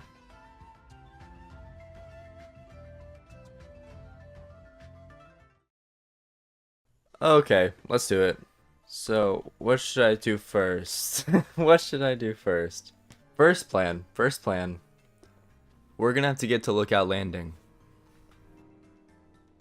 So once we actually get there, then we can get the paraglider, and that'll make life so much easier. Well, guess I'm falling now. I don't know why, but I feel like this might work. If I just connect a bunch of these together. You know? Just... will this work? Oh wait. I have a plan. I can do this. I can freaking do this. Okay, reload. Hold on, I can land on a horse. Okay, alright, watch this. We've got it in our sights. So if we shoot it now, then that means it'll run towards us, and then we can land on it. Right? Guess Link's a little too heavy. It's fine, just try it again. Yeah, damn it. How about just jumping into Lookout Landing? Who knows, that might work. Newsflash, it didn't work. Well, how about Hyrule Castle? Too far away. Nope, can't do it. Can't fucking do it. Okay, how about another plan? You know, a big giant box should work. If we can just stay on the wall, then we'll be perfect. Hopefully it doesn't launch us off, though. It launched us off, of course. Surely a more fortified box would work, right? Well, I guess we'll see.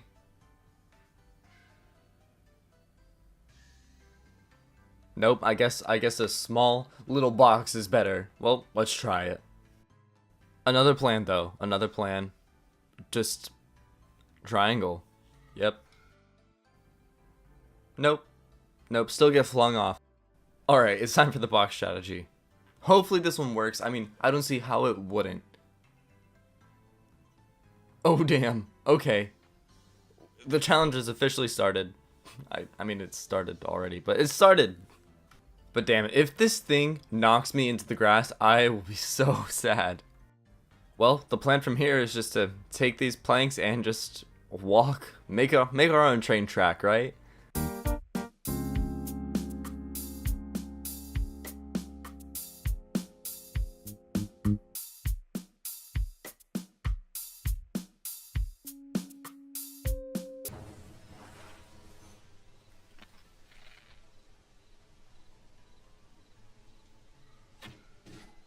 Hold up, if I can actually get that horse, we will be set.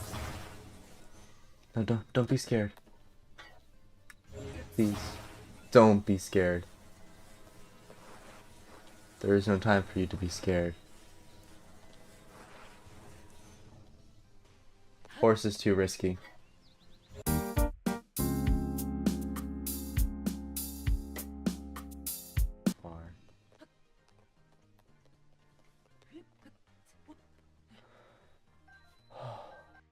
Now this is when I should clarify. This technically does not count as touching the ground in my case, because it is elevated above the surface level. Now this obviously counts for buildings, of course, because I mean there's a second, first floor. You get it. Ah, damn it. Well, good thing I saved, right? By using wings, we can travel across the ground like we did with the planks. Now, eventually I did take this to a bigger level, but that's just to get over the gate. So now we actually have a little bit of free range where we can run around and meet up with Pyrrha, and she's wondering, why the hell am I not touching the ground? Well, I know. It's for content. With just a little bit of maneuvering, we can activate the quest and head on back to Lookout Landing. With almost our first tower complete, we cook up some stamina food, and we can get the paraglider. Now that we have the paraglider and the first tower, we have some very important upgrades to do, so that we can just make the entire run a little bit easier.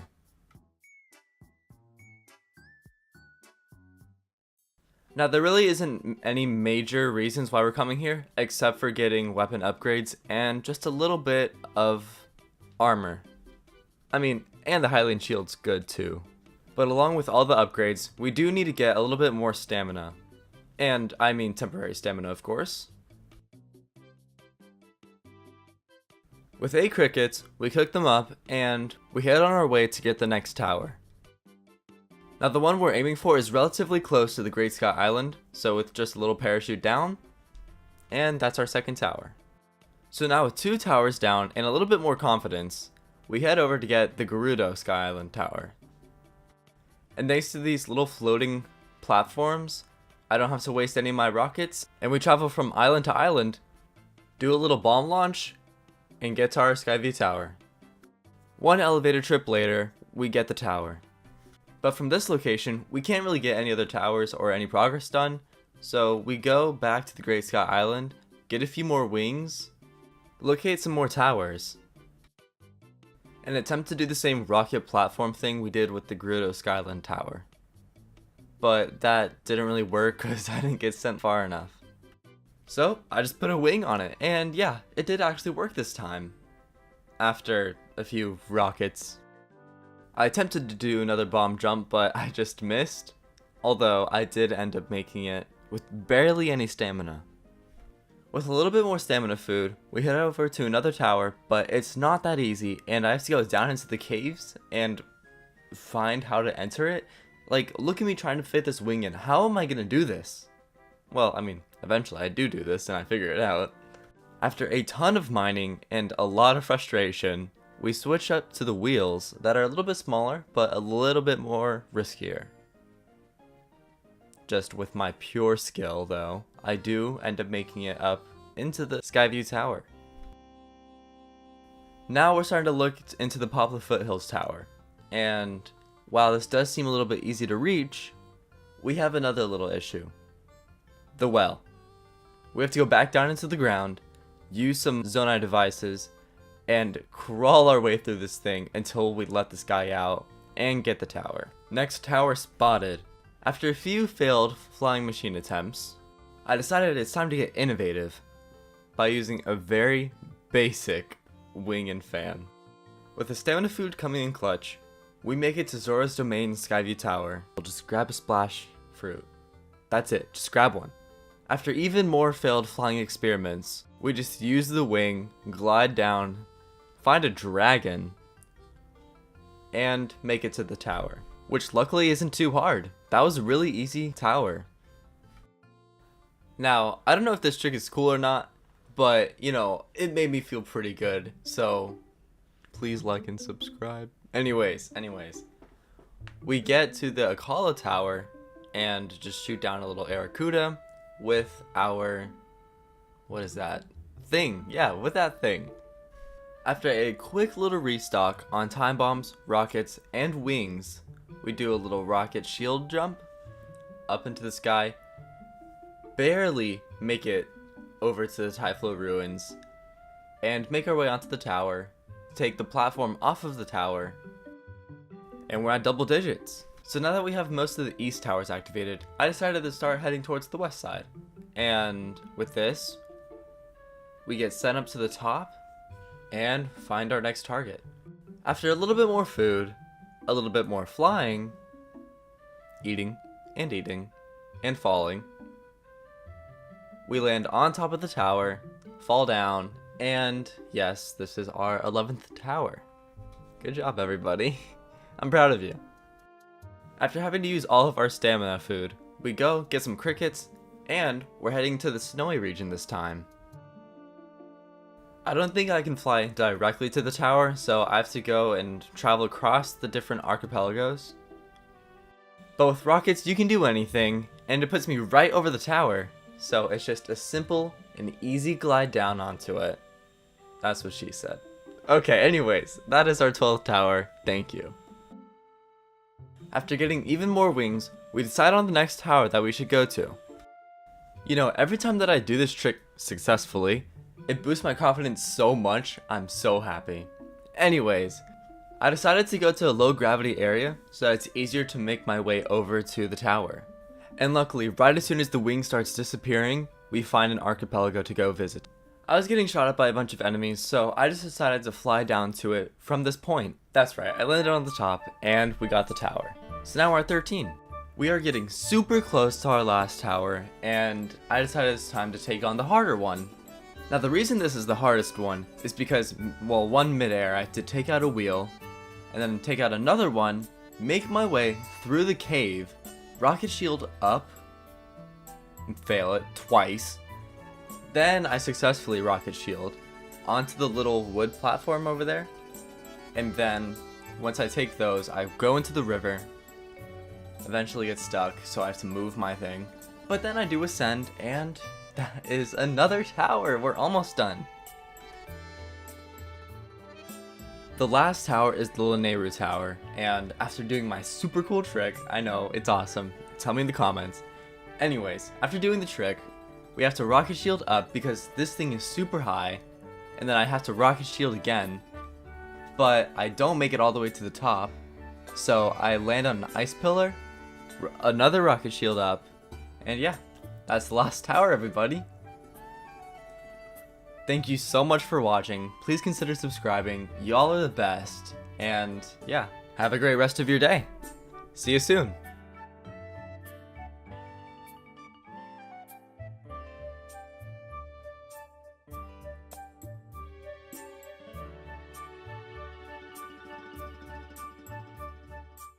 Up next, we have Can You Beat Tears of the Kingdom with only Hyrule Castle? In this video, I'm going to be beating Tears of the Kingdom with only weapons and armor from Hyrule Castle. You'll find the rules of this run in the description, and besides that, enjoy. Alright, let's do this. So after running my way over to Lookout Landing, I talk to Pyrrha, and we get our first glimpse of Hyrule Castle. While we make our way up Hyrule Castle, we get our first weapon, and a few more. Now right now the weapons I have aren't that good, but eventually once I get up to Hyrule Castle, there will be a huge upgrade in my weapons. Since we already got the paraglider, you know, we might as well just go to Hyrule Castle right now. Once we finally land on Hyrule Castle, we go through the throne room into Zelda's room, and then that's when we can get our first armor piece, the Royal Guard's cap. We also get ourselves a Royal Guard's bow, claymore, and even more weapons. Now I really wanted the upgrade champion's tunic, so I went and killed a fire-like so that I could fuse it to a weapon and I could finally create like a fire source. So now I actually get myself the champion's leathers. And the upgrades don't even stop here. I go and get myself the Hylian shield. I mean, now I'm basically ready to go and just kill Ganon right now. And don't look at the time on the video, please. Just follow along. Anyways, while trying to make my way through the chasm, I listen to the chat and yeah, I fight the Lionel. That's right. You know, I'm so ready with my one heart, and I definitely don't die at least once or twice or whatever times. But that's not really what we're worried about. This is one of the challenges that I was given, so you know, I might as well just try to complete it.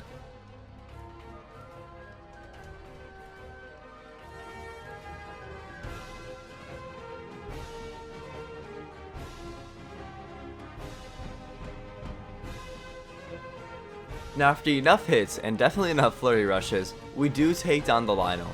And this is such a big achievement. Now I have amazing weapons, and amazing bows, and amazing shields. Like, I literally fused the Hylian shield with a Savage Lionel shield. I mean, what can be better than that? I died. Whatever, who cares? Who cares? I got major upgrades, and we're doing great. For some reason, I thought that I could just go to the imprisoning chamber, go all the way down and try to fight the Demon King's army, but something I didn't realize was how hard it would be to fight all of Demon King's army, the 5 main bosses, and Phantom Ganon. Yeah, no, I don't think that this is going to be very possible. I mean, I definitely gave it a few attempts, and I definitely thought I could do it, but yeah, as you can tell, I mean, it's not really going that well. But still, I was stubborn, and I definitely thought I could do it. And I didn't just want to give up because that would have meant 10 more hours of footage when I thought that it would only take me like 3 hours. So there was a little bit of a dilemma.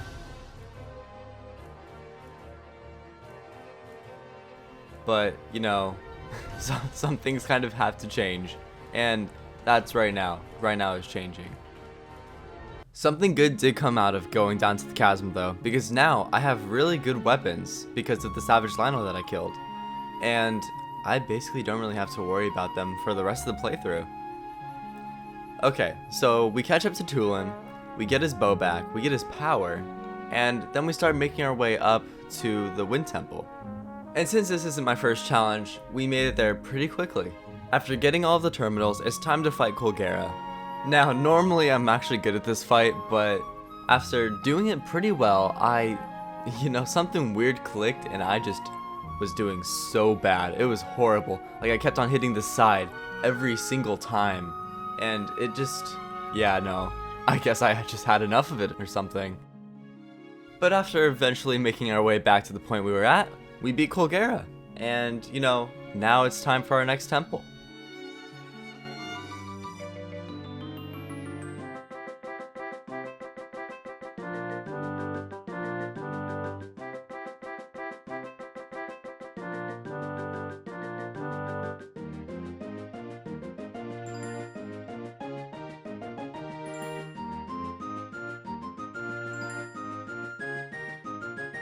Alright, so I just wanted to show you the power that I've gotten from Hyrule Castle. You see, I basically just killed the Sludge-like in one weapon, and after using this, it's basically done. Meaning that I did beat the Sludge-like in one cycle, which normally I would have never done. Normally it would be like 4. After progressing through the story a little bit more, we get through the Zorania waterways, and we get up to the Water Temple, and it's time for Muktarok. Now, Muktarok is a pretty slippery enemy, so whenever I try to catch up to him and fight him, he just runs away. But, you know, with my bow and arrow, I just shoot him down and get him to second phase in one cycle. Now, luckily for me, I had Sidon shield bubble, so I didn't get destroyed by that attack, and I just snipe Muktarok out of the sky. Oh yeah, does it look like I'm gonna get him? Does it look like I'm gonna beat him? Yeah, well no. Your dreams, they don't matter. I have to shoot him again. This damn sludge keeps sticking to my feet, I swear, get off of me. Now, I was really close with that shot, but you know, he's impenetrable to arrows, I guess? I guess that's how it is now. Well, whatever. I do eventually just put a splash fruit on an arrow, and I get Muktarok down. After a well-deserved heart container, and many cutscenes later, we permanently get Sidon's power. Now, why would I stop there when I could just go ahead and do another temple? So, we're going over to the Fire Temple. So after doing this pretty cool trick, you know, pretty cool. After going lizard hunting near the Goron mines, we make ourselves just a few fireproof elixirs and go to Goron City. Yeah, I think they're having a little bit of a drug problem. After downing a fireproof elixir, we go and fight Yunobo. After only a few hits, he gets taken down. So I guess he got over his drug problem and told us to go meet him on top of the mountain. But yeah, I think there's a little bit of an enemy here, so thanks a lot, Yunobo. With a few Yunobo head slams, we do take down Miragia, or however you say it. Now the fire temple is definitely the hardest one to get through, so I'll just skip all of that and show you the boss fight. After this cool little ramp trick that I did. You know, I didn't know how I did it, I was a little surprised. Now similar to the Mugdrock fight, I do a lot of damage, so I mean after I take out its legs, I just spin to win and you know, it kind of works. It just works. Now I tried to take out its first phase in a single cycle, but you know, it just wasn't in the cards. But I did eventually shoot it right as soon as I touched the ground, so I guess it still kind of counts. And now with this phase, all I have to do is hit one of its legs instead of two, so I mean it's pretty much a little bit easier than the first phase. But damn, look at that damage. I like this run. It's really nice. Alright, Marbled Goma, goodbye, see you later, have a nice time. Heart Container, drug powers! Since the run is already going fairly smoothly, I already just head over to Gerudo Town. I mean, I don't even need to restock my weapons. Hey there, Riju.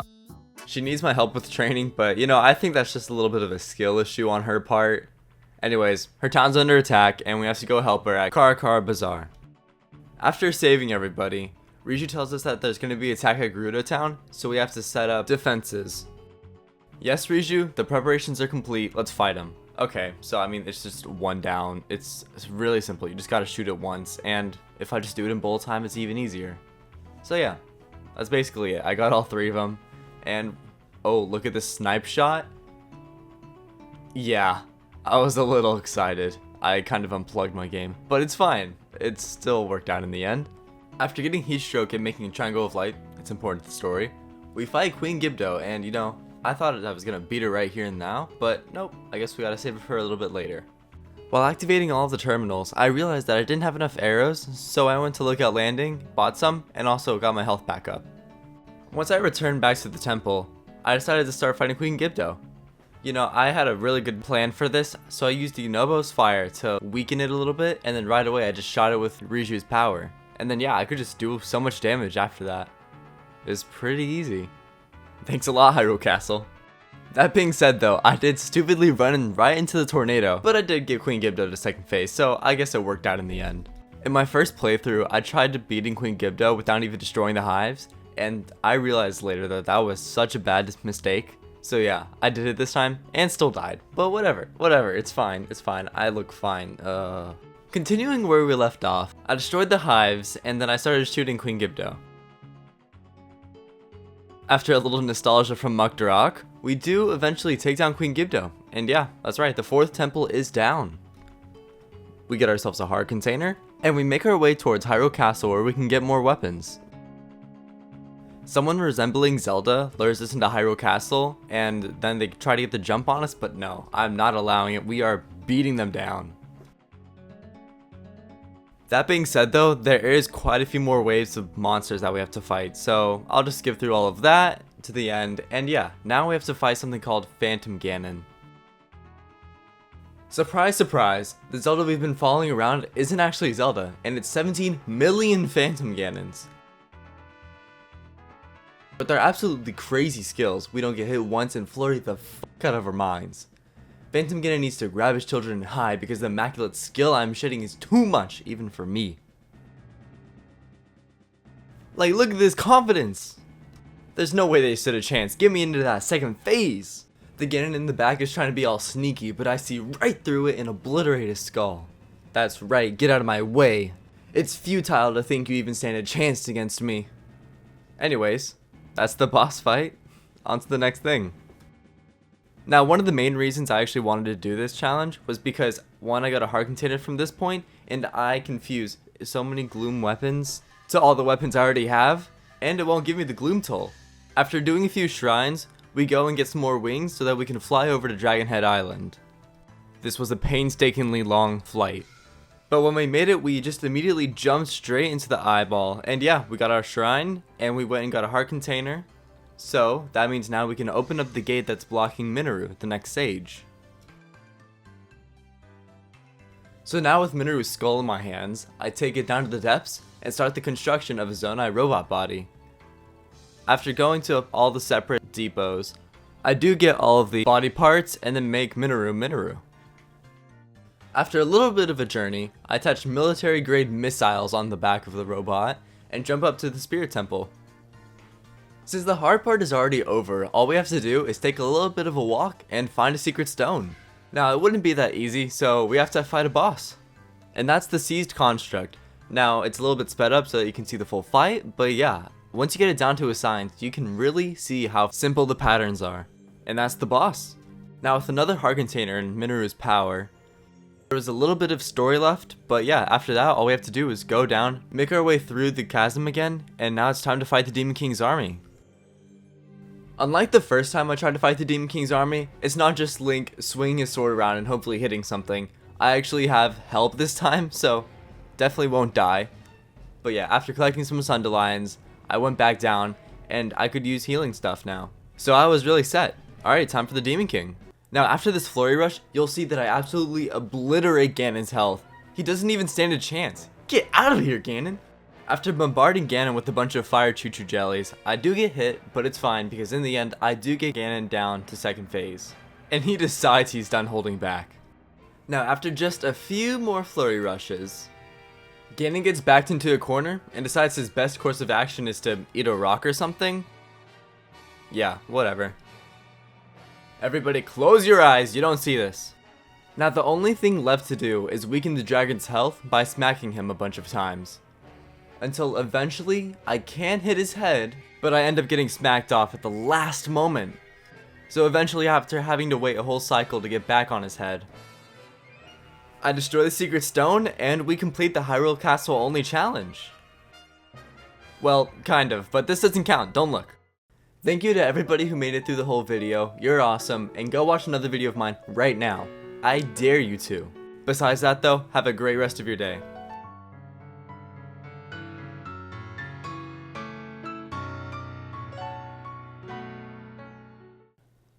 For our next challenge run, can you beat TOTK with only pristine weapons? Pristine weapons, can you beat the game while only using them? Yes. Yes you can. But we are going to see how easy or hard the challenge is. I have to beat all the required bosses and the final boss in order to beat the challenge. Let's do it.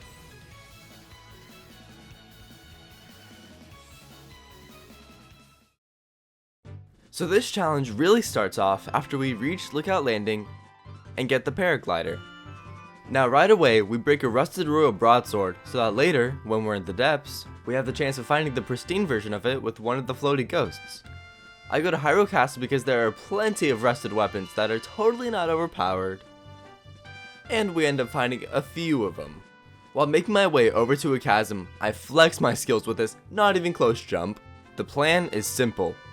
Step 1, we go down into the depths, get lost for 2 real life hours, get very upset, look up where to find the ghost people, and once we find their locations, get very happy when we surprisingly find a lot of really overpowered weapons and damn! Step 2, start making way over to the nearby Skyview Tower, get shot out of it, and start heading my way over to Rito Village. While Tulin likes causing problems for his parents, he gives us his power, which makes up for it, and we use it to help global warming by stopping the giant blizzard in the sky. It would be nice if we could just ask nicely, but no, you have to destroy a bunch of Colgera's crystals like it's a Breaking Bad episode. While the first phase seems pretty easy, I immediately get spawn killed by a tornado, and I have to restart one of the easiest boss fights in this challenge. And the same thing almost happens again, but somehow, someway, I got past that, get hit by a fucking Colgera, and enjoyed destroying the rest of Colgera's crystals, and damn did I enjoy this cutscene right here. That's right, the taste of sweet, sweet victory. I get myself a heart container, a bunch of skippable cutscenes, and Tulin's power. Now when I first thought of this challenge, I thought it would be super easy, but when getting through the Zora's questline, to get to the water temple, things got a little bit complicated. There isn't a pristine boat. Let me try again. Nope. Okay, great. This is whatever. I'll cross that bridge when I get there.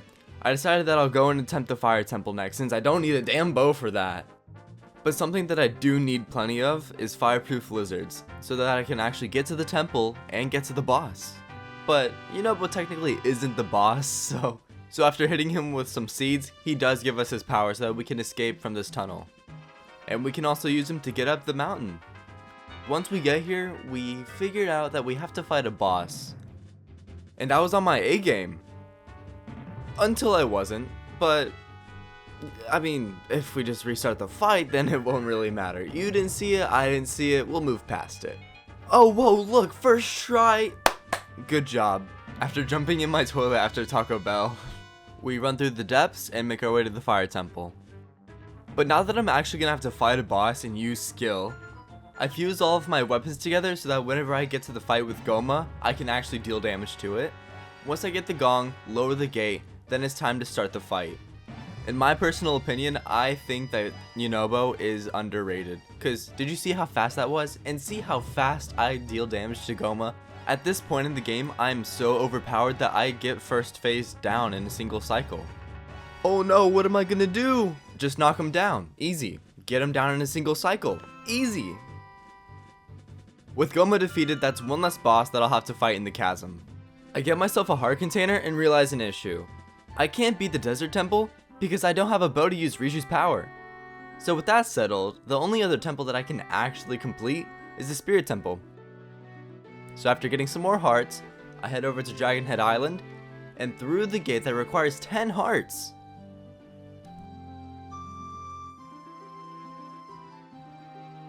With that part done, we take Mineru's head and take it into the depths while slowly taking the part to an area where we can find out that we actually have to bring 4 more parts to the robot. This is gonna take a while. Well, an hour later we finish the robot so that Mineru can actually walk around. Now we get some sweet game progression. After beating this game about 4 times, I figured out how to beat the Siege construct hitless. Kind of. With that aside, the construct's patterns are pretty easy to read, so with enough time, I'd say you're good. And believe me, because I'm obviously the professional. Alright? Now I can officially say we finished the 3rd temple. Give me a heart container, give me some cutscenes, and give me the power, we are good.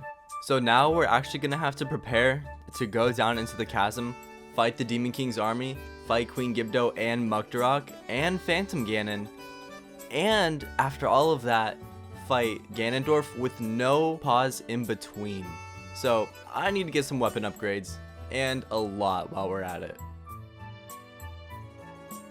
Even though we have as many weapons as we could possibly want, I don't really have that much food, but I'm sure it's fine. I won't regret getting food later. I'll just go down into the depths, make my way through, easily avoid this bokoblin, and definitely not reset. I decided to go back and use whatever I could to make food. So let's go back. Let's run through the entire chasm again, just for the same thing to happen. You know what they say, 3rd time's the charm. Okay, sorry Gibdos, let me get past you really quick. It's none of your business. God screw it, I don't care if I get hit anymore, just get me to the imprisoning chamber. And now everybody, prepare yourselves for an onslaught of failures. I'm the only failure, just failure of attempts. You get it, you get it. I'm using this first attempt to just get familiar with all of the different phases. And yeah, that's not going too well, but if I just try it again, we'll be alright. No worries. Right? Now with this second attempt, we seem to be getting pretty far considering I basically did nothing in the first attempt. Now that we made it to the Lizalfos wave, it's just even more running around. Yay!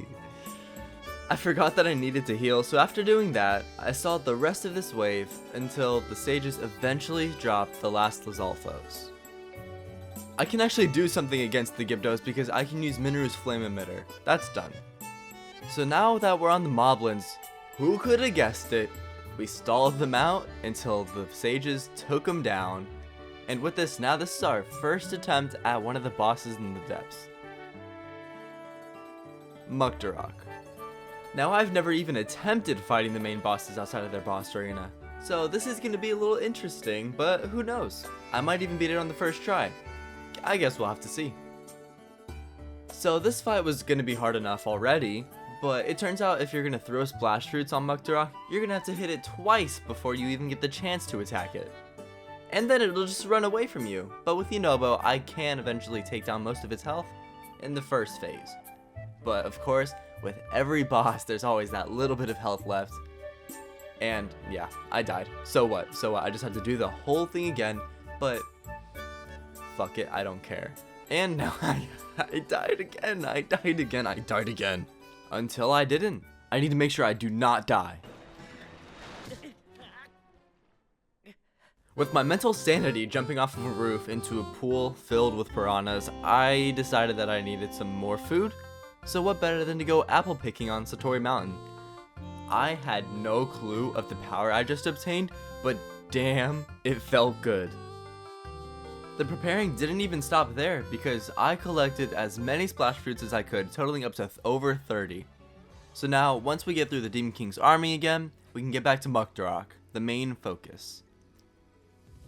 So I found a cool little thing where if you jump off of Minoru's back, you can use Tulin and that can help you avoid the sludge. So after doing that, I get Muktarok down on the ground and I hit him as much as I could.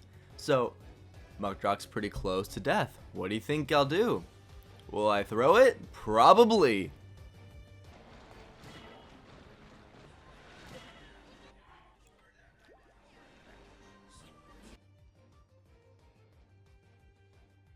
Of course, he has barely any health left. I'm gonna have to restart this whole thing.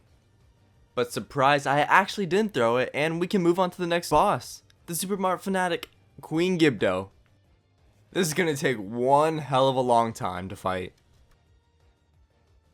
So my first strategy for this fight is to hit the Gibdo with Yunobo so that it's weakened and then I'll get as many hits in as I can. I said as many as I can. There's just a little bit of a skill issue here, alright? Alright. Why are you walking away? Why are you walking away? Apparently once you get her on fire, then you can just hit her as much as you want. Good to know. This wasn't close. Stop running away from me, Gibdo! Get me into your second phase! So, this is what I've been avoiding. I'm gonna have to fight Gibdo without actually destroying the pods. Somehow, someway I'm gonna have to do it. You know, maybe if I just destroy all the Gibdos on the ground, then I'll just be wasting my goddamn time.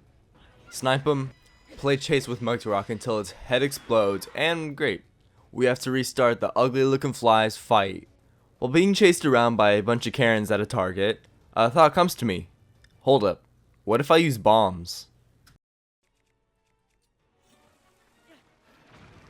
No shot, what the fuck? After cleaning up the area, I still have a few Karens following me, so after I give them some coupons, I reset. I know what you're thinking. What the fuck, you were right there. Oh. But what you didn't see is all of the sweet, sweet weapons that broke while hitting Gibdo Karen. Eventually, I got a little trigger happy and decided to shoot her right between the eyeballs. What will you learn? I guess she really didn't like that and she called the manager. Little did she know, I am the manager, best friend. Oh damn, we found Zelda. I guess that means the challenge is over. Don't fuck with me! I have the power of God and anime on my side! Wait, Oh shit, I guess that means we're done. There's no chance we're gonna win. The way that Phantom Ganon stalks you for a while and just won't stop just makes me want to end his whole career. But, you know, I can't really do that since I can't use my weapons. And eventually I just have to use Yunobo over and over again to dwindle his health down as much as I can. Until I just get bored of it. Phantom Ganon starts doing whatever the hell this is. And with enough Yunobo hits, we can eventually finish this boss off and move into the finale.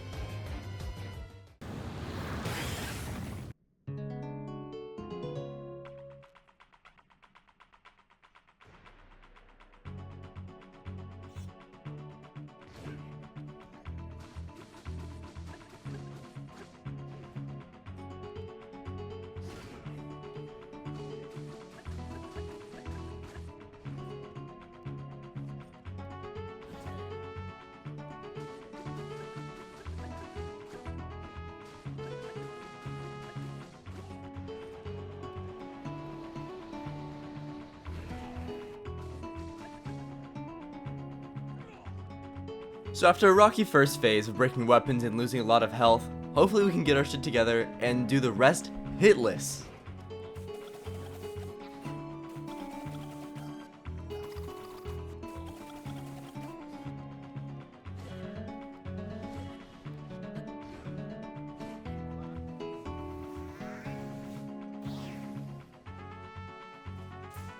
Okay, I'll be the first to admit that that didn't really go to plan, but we still have some left.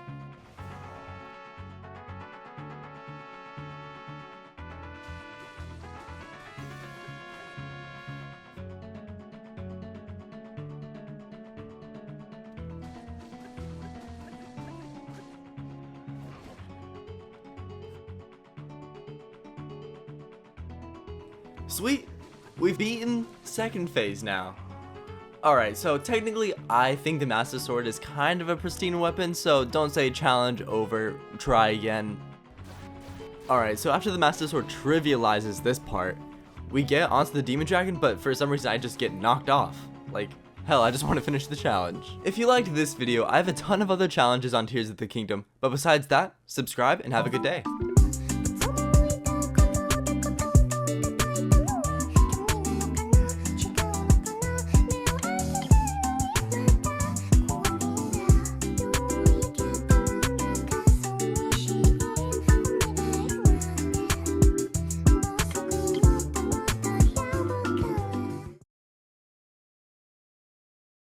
Up next, we have the challenge run. Can you beat TOTK with only shrines?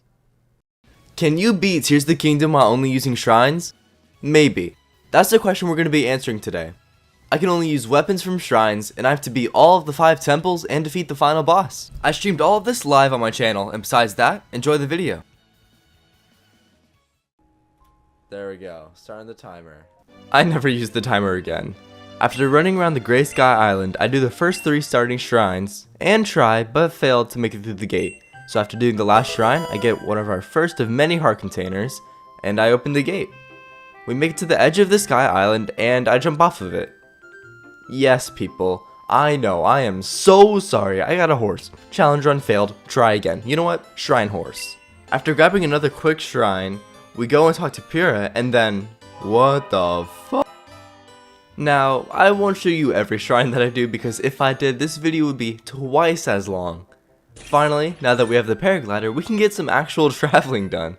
And the first place that we're going to go to is Rito Village because I don't have any weapons to be fighting the other bosses yet. Now that we have a few more heart containers, I feel so much more confident in my babysitting skills.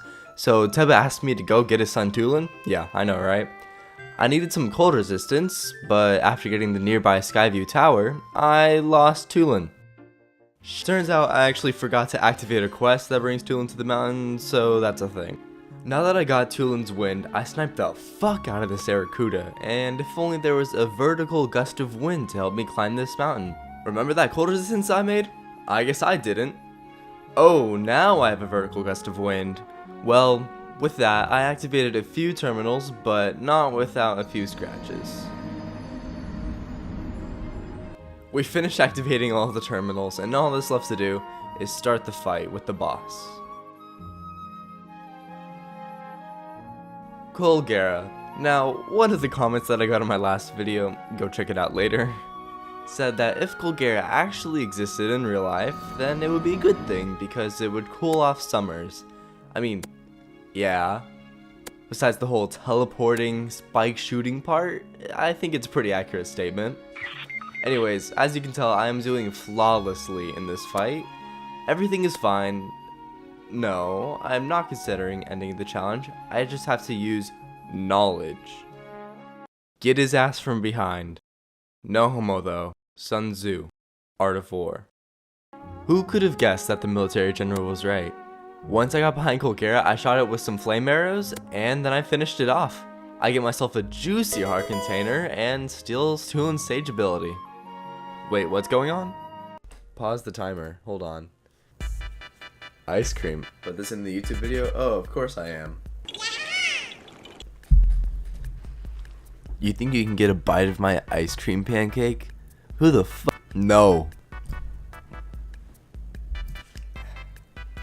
Where was I? It's cold as f***. It's so cold. Anyways, after hanging out with chat for a bit, they pointed something out to me. It's the TOTK Gloom Sword. Yeah, hey Sidon. I'm sure that many of you, like me, really enjoyed going through all of the Zora's quest line. I was joking. It was at this point when I realized these weapons are straight balls and I can't do damage. Hell, even Sidon does more damage than me. And like always, it gets away last hit. Well, starting on a new day, I did some shrines off stream, and we go on with the Zora's quest line.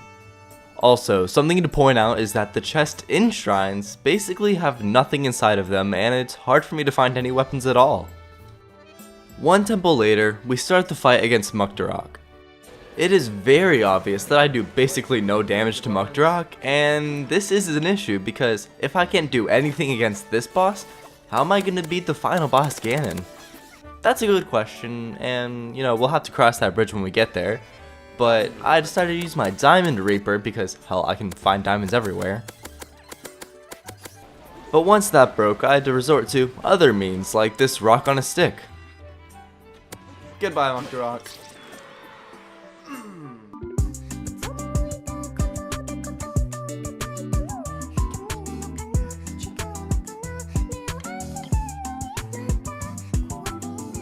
We got another heart container, and we can call on Sidon whenever we need him.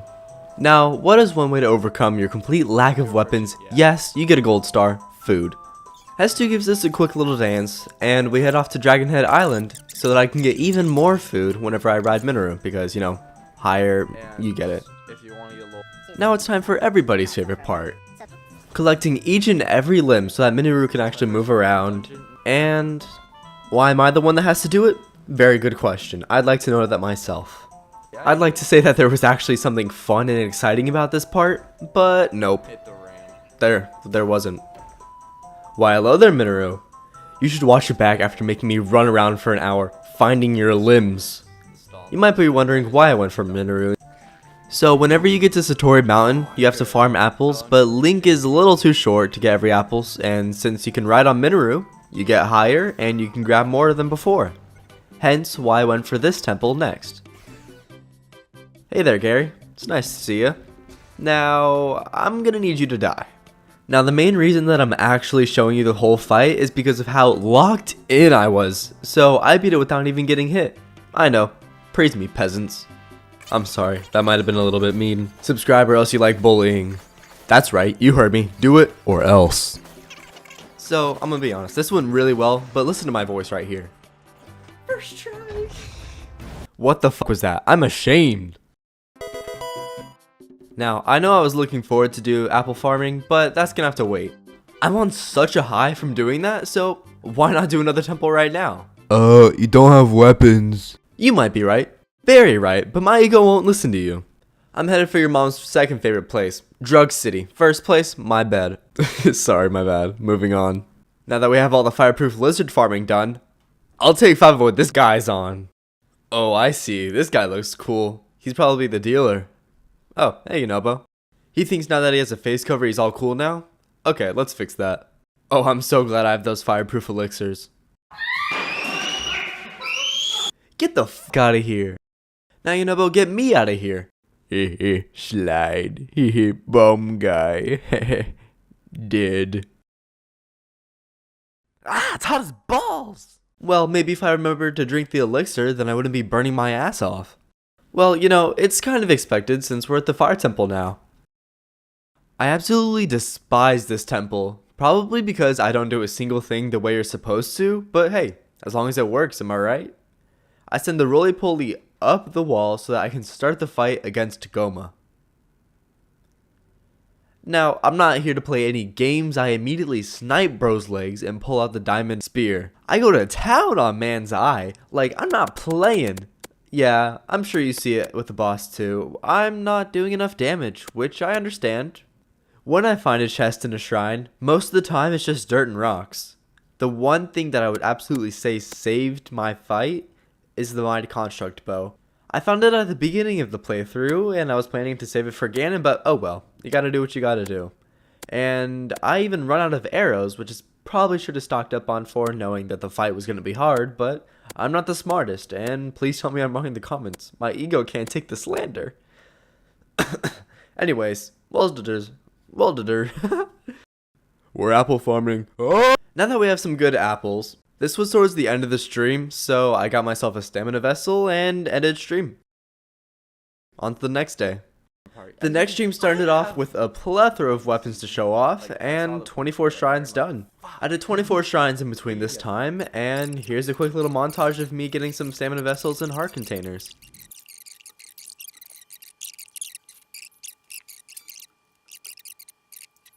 Well, that was nice.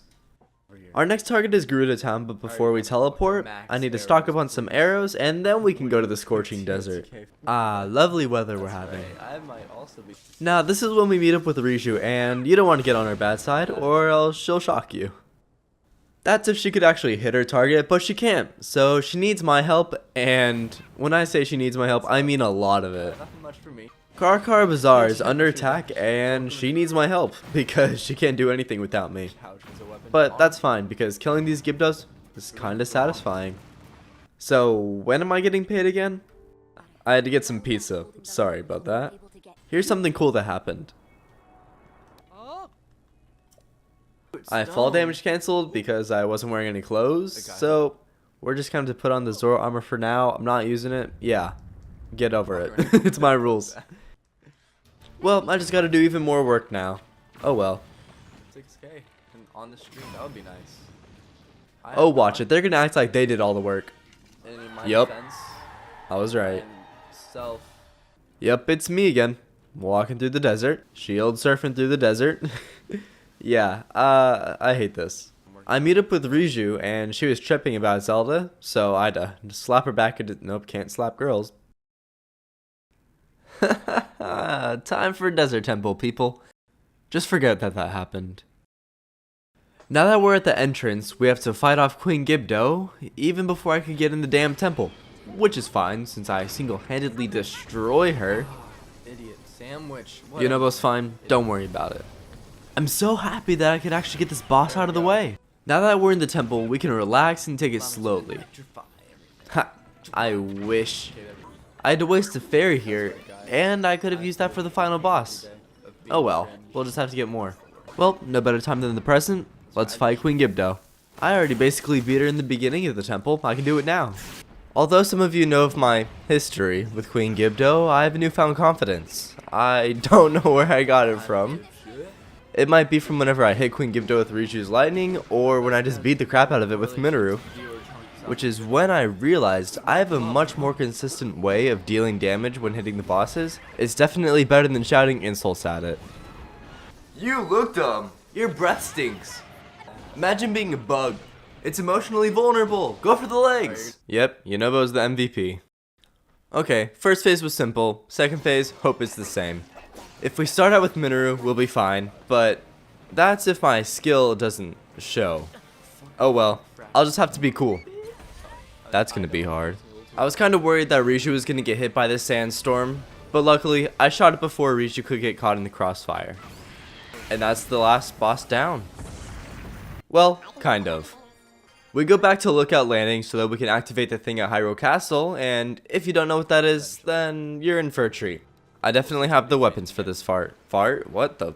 I didn't say it, you didn't hear me say it. Moving on. We get to the point on the map and, wait, hold up. Oh shit, is that Zelda? Yeah, you could say I wasn't fully prepared, but I recover quickly. Alright, the plan is Minoru, blast the shit out of them with fire. And then that's it. Oh, haven't mentioned that Minoru's good? The only exception I would say is whenever fighting a Hinox. Yeah, that didn't really go too well. Alright, I basically got one shot. Okay, I need some armor, but you know, I can't get any, so fuck it, I don't know. The only real thing that I can do is run around and wait for all the sages to beat him down. But I didn't really count for him throwing explosives at me. Well, shit. Check your sub count. Oh my god! What? We did it, boys. We hit 6K. World domination is the plan. We are 6,000 people into the goal. That's right, even my grandma. She is subscribed. Hey, Nana. Anyways. So for some great reason, I decided not to heal up yet. Okay, there we go. Thank you, finally. Yeah, that's right. I camped the Lizalfos and committed murder, but there's no evidence. You can't prove it, bitch. So we clear out the rest of the monster forces, and Zelda tells us she's waiting, but this is when I need to tell you guys something. I know you guys think I failed this challenge, but fuck you. I don't care. I started doing the dupe glitch. I know. I need diamonds. I need that fuse power. I cannot deal damage with what I have right now. So yeah, I just did that a little bit. Just a little bit. Well, it does not look like Zelda's trying to kill us. Well, fuck, I'm wrong. Minoru, if only you had a shield for your back. God damn it. Now, the only reason I could actually deal damage is because of all the diamond reapers and stuff that I made, and diamond spears. So, yeah, I think it's fair. It's fair because the glitch was in the game. Screw you. Alright, let's finish it. Wow, this sounds so scary sped up. Now, I'm gonna need some sticks to fuse some diamonds too, so I went into proving grounds that I'd already beat, and I ran around grabbing a bunch of stuff. So yeah, now I have a pretty good loadout, at least I'd say so myself. And a little bit more apple farming can't hurt anyone, right? Yep, just a little. Alright, I'm ready to end it, let's do it. If you normally have low stamina, you understand how it feels whenever I get up that without having to pause. Oh damn, that's great. Okay, anyways, down to the depths. Yep, boss fight. Although I just got a bunch of diamond stuff, I'm still not going to use them until Ganon, so yeah, thanks a lot, Yunobo. Now, I couldn't find this guy for the life of me because he just stuck onto the side for some reason, so yeah, Riju, let's finish this. Bye. I was getting a little impatient since the Lizalfos took a while, and then... But it evens out, because with the Gyptos, I just threw ice at it, and it died. Moblins, they were easy. I mean, I did use my Diamond Reaper, but... Boss gonna die. I'm gonna die. Let's finish this challenge! Well, hopefully it's not a challenge after all the diamonds that I got. So, yeah, as you can tell, my cannon shields didn't really work, so I unfused those. And then, yeah, you can see how much damage I'm doing. That's with a Diamond Reaper. Alright, I might have choked here. Whatever.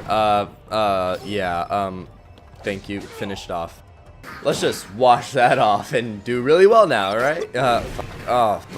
Fuck. Oh my god, the humanity. The humanity! Well, shit. It is not a skill issue. It is a game issue. This first phase is being cursed. Let's get to the second one. As you can tell, already better. Well, damn am I glad that I saved my weapons because, yeah, they're starting to break. But his health is starting to get lower, so win-win. Kinda. At least I'm actually hitting him this time. His health is low enough. Let's get him into the second phase of the second phase. You just gotta outmaneuver this mofo. Boy, am I glad that I got these diamonds. Oh, it's like Minecraft out here with how many diamonds I got. Except I went into creative mode. And anyway, wrong game. Yeah, I died. We are doing significantly better than the first run. And yeah, I'll let you watch the rest of it without my annoying voice in your ear.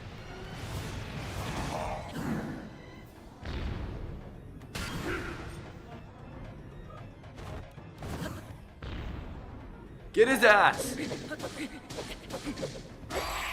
Well, there you go. That's basically the end of the challenge. I mean, there's still Demon Dragon, but I can't really do anything with the weapons I have. So, yeah. Thank you, everybody, for watching. I hope you had a good time watching this, and besides that, have a good day.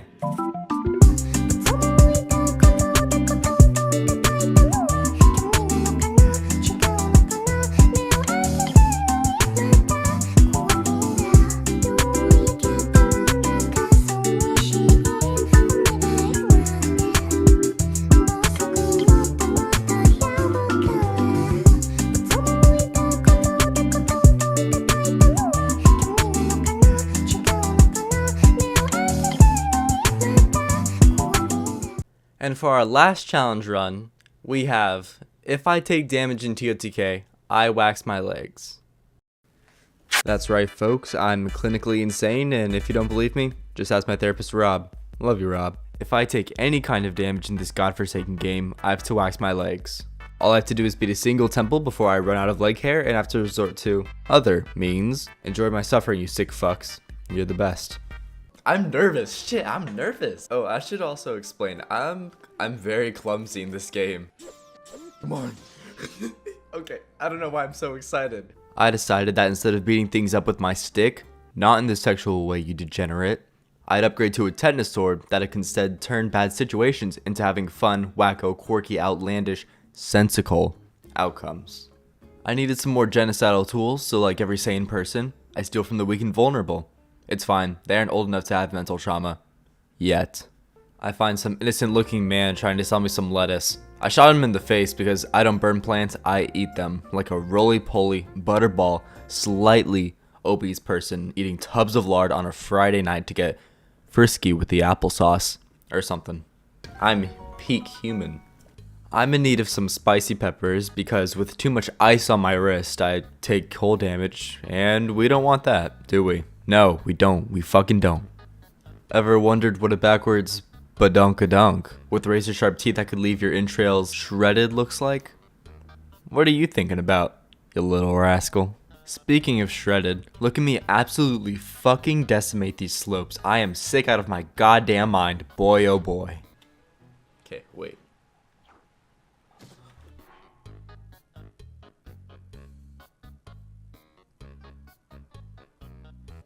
Fuck you, I have socks on. You can't look at my feet. You can't post them on Wiki Feet. Weirdos. Wax strip. Oh, damn.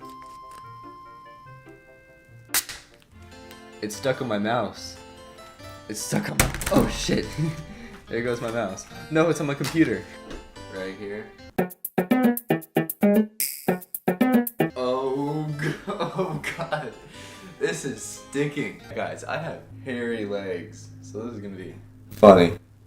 Alright. Oh!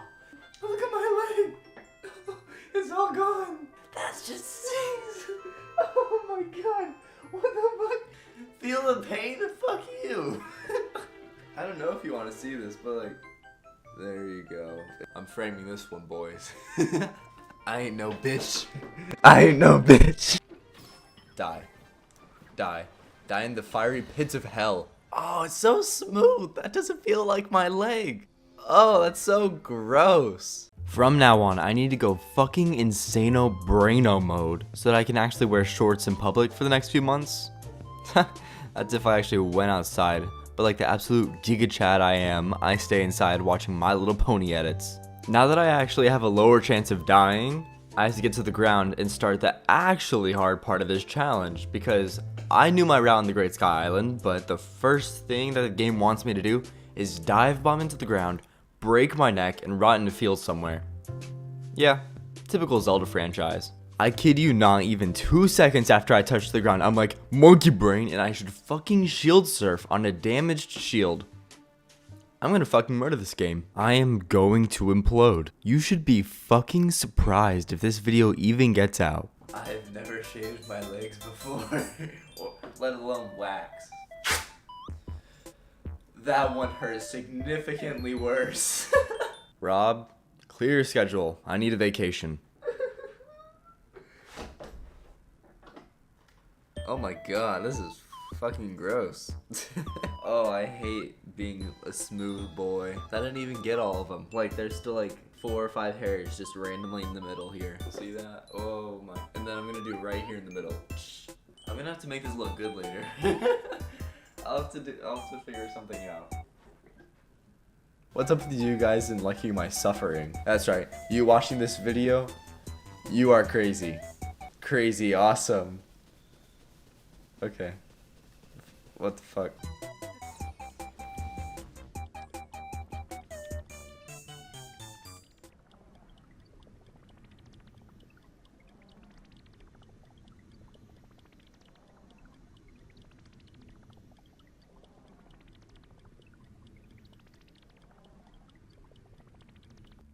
my main goal is to blow up.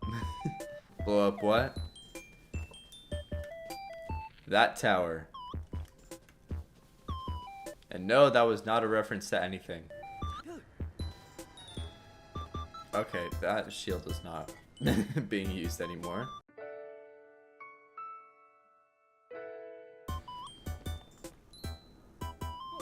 You look stupid.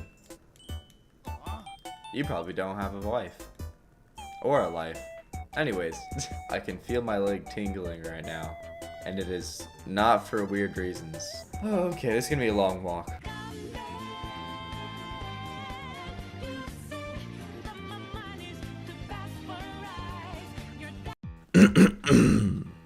Do I look like I care?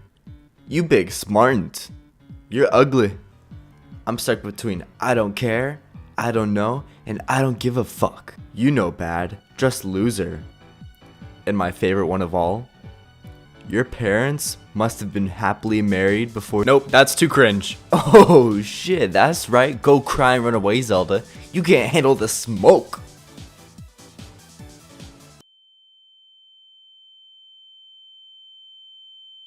There we go, paraglider. Thank fuck. Now that I have one less subject to talk about with my therapist, we can fly our velvety buffet over towards the main challenge and the main subject I'll be talking about with Rob, Rito Village. But before we get to that excruciatingly funky, wacky endeavor, I wanted to spice things up a little bit, so why not put mine, my mother's, and my dog's retirement fund on black, lose it all, and have a little oopsie that ends up with me in a ditch, my mom in debt, and my dog taking a part-time job at McDonald's. Fuck! That was so unnecessary. I already have a horse. Alright, we'll go right in the middle. Alright. Here it is. 3, 2. Oh, that one hurt the oh, I had to process that. That one hurt like a bitch. Did you see, like, right as soon as I ripped it off, it was like all white? Alright, that's 3. Oh, horse. Come here. Not again! Fuck! This time it's going on the left leg. Why do I do this to myself? For the views. Why else? 3, 2, 1. Oh, that one burns. Alright. Let's get back to video games. You know what? I think I'm gonna stick with my original horse, thank you very much. Instead of running around waiting to get brutalized by a roided out gym bro wearing a sleeveless hoodie that could bench press more than 5 times my body weight, I find an oddly familiar looking tower and I get shot out of the shaft. Now that we got high up, I kind of almost maybe forgot that whenever it snows, that means it's cold. And Get me out of here, then. I almost kind of take damage from the weather, but I'm not stupid enough to do that, alright? I just need to eat cold resistance. I forgot I had cold resistance. You expected me to take damage, didn't you? You little skeptic. Do not be fooled. I am not dumb enough to do that. I may be dumb, but not that dumb, alright? Is this what they teach you in reverse physics? Yeah, I'd say that's pretty accurate. Well, from this point, I decided that I'd try to speed through the rest of the challenge. So, 1, I can go cry in the corner like a 30-year-old child that didn't get the right action figure from his favorite cartoon for his birthday, when in reality, it wasn't a cartoon, Mom. It's anime. And it is completely different, and you just don't understand. So go put some pizza rolls in the oven and leave me alone. Well, anyways, now that we have permanent resistance against the cold, I won't have to worry about the impending doom of dying in the cold, losing multiple parts of my body from frostbite. Now, all I have to worry about is my lack of skill despite me having more hours in this game than I'm willing to admit. After slightly robbing this family of everything they have, they why did I say that so happy? They tell me where to find the problem child, and I guess I'm the only one that can actually get shit done around here. When will anyone think about what I want, huh? Doesn't matter. I guess I'm an empty shell of a being, so things like emotions? Ha! Don't even get me started. Don't freak the fuck out. It's just a few enemies. Number 5.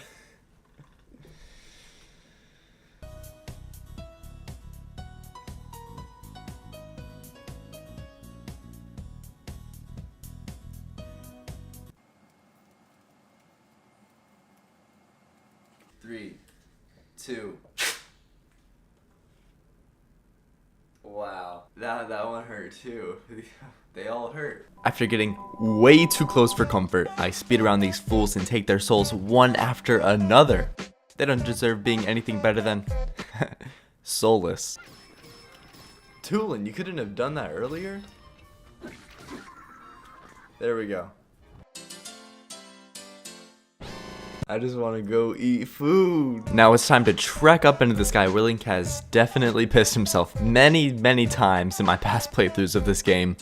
And for good reason, because if I end up waxing all of my leg hair, he's next. But let's focus on the problem at hand right now. Tulin's talking to some cum guy or something. Cum. He said the funny word. Gross. He said that to a child. Fucking weirdo. Ugh, I don't know if I want to go here anymore. Oh wait, they have bows. Nope, I'm good. I ran out of stamina. That's not my fault. I'm gonna have no leg hair. We're gonna do a speed round, okay? I'm not gonna count down. Oh, that was so uneven. Looks great. Oh, fuck you. We shall continue. That was so stupid. Trying to go fast, and it didn't work out for me. If we take anything away from this video, it's 1, don't waste your diamonds on a hoe, and 2, watch your damn stamina bar. I make it up the rest of the way without getting constructed by a construct, and a tear nearly falls from my sandy, dried up eyeballs when I see that damn wind temple. We love to see some sweet game progression, but we cannot relax yet. We still have to make it through the whole temple and beat the boss in order for us to be free from this hell. That's 1. We got 1. No damage so far. You know, beforehand I was like, oh, this will be so fun and so cool. And I'm like, oh, it fucking sucks. That's great, alright. Thanks a bunch. Yeah, I'm sure all of you are enjoying this, you psychotic friends. It feels so weird to scratch it now. It's not like it's not like the if you know, you know kind of scratch. Like.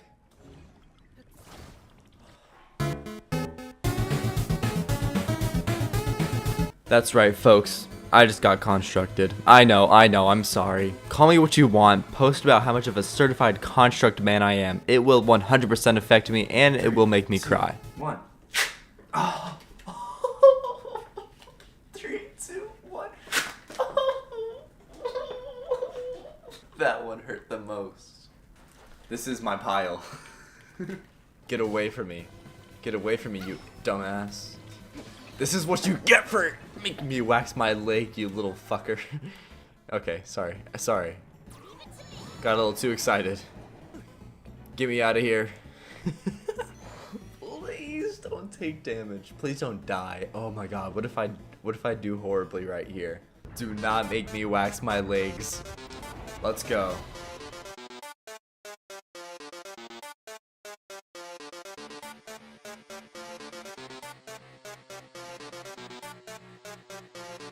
Alright, let's do this.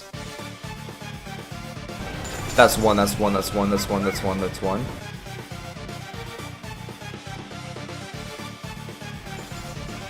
Bomb flower.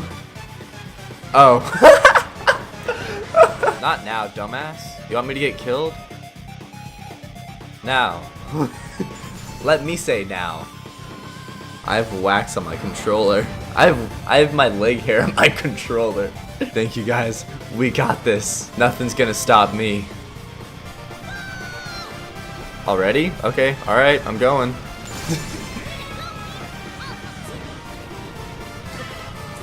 At least I'm not dead. I'm fine with that. Let's do it. Alright, let's go. Let's beat this boss. That hurts. But I need to beat the boss. Oh, that was almost a fail. Okay, don't get hit this time. Last one, people. Last one. Come on. Please. Don't kill me. Oh no, don't kill me. Let's do it. Let's do it. Come on. We're right there. We're right there. Go. Go. Go. Yes! That feels good. Hey, thanks for watching. Since you made it to the end of the video, that means you enjoyed it, so you might as well subscribe for future videos like this one. Have a good rest of your day. Bye. Thank you everybody for such an amazing year. I have more videos coming your way, and have a great rest of your day. Thank you, and bye.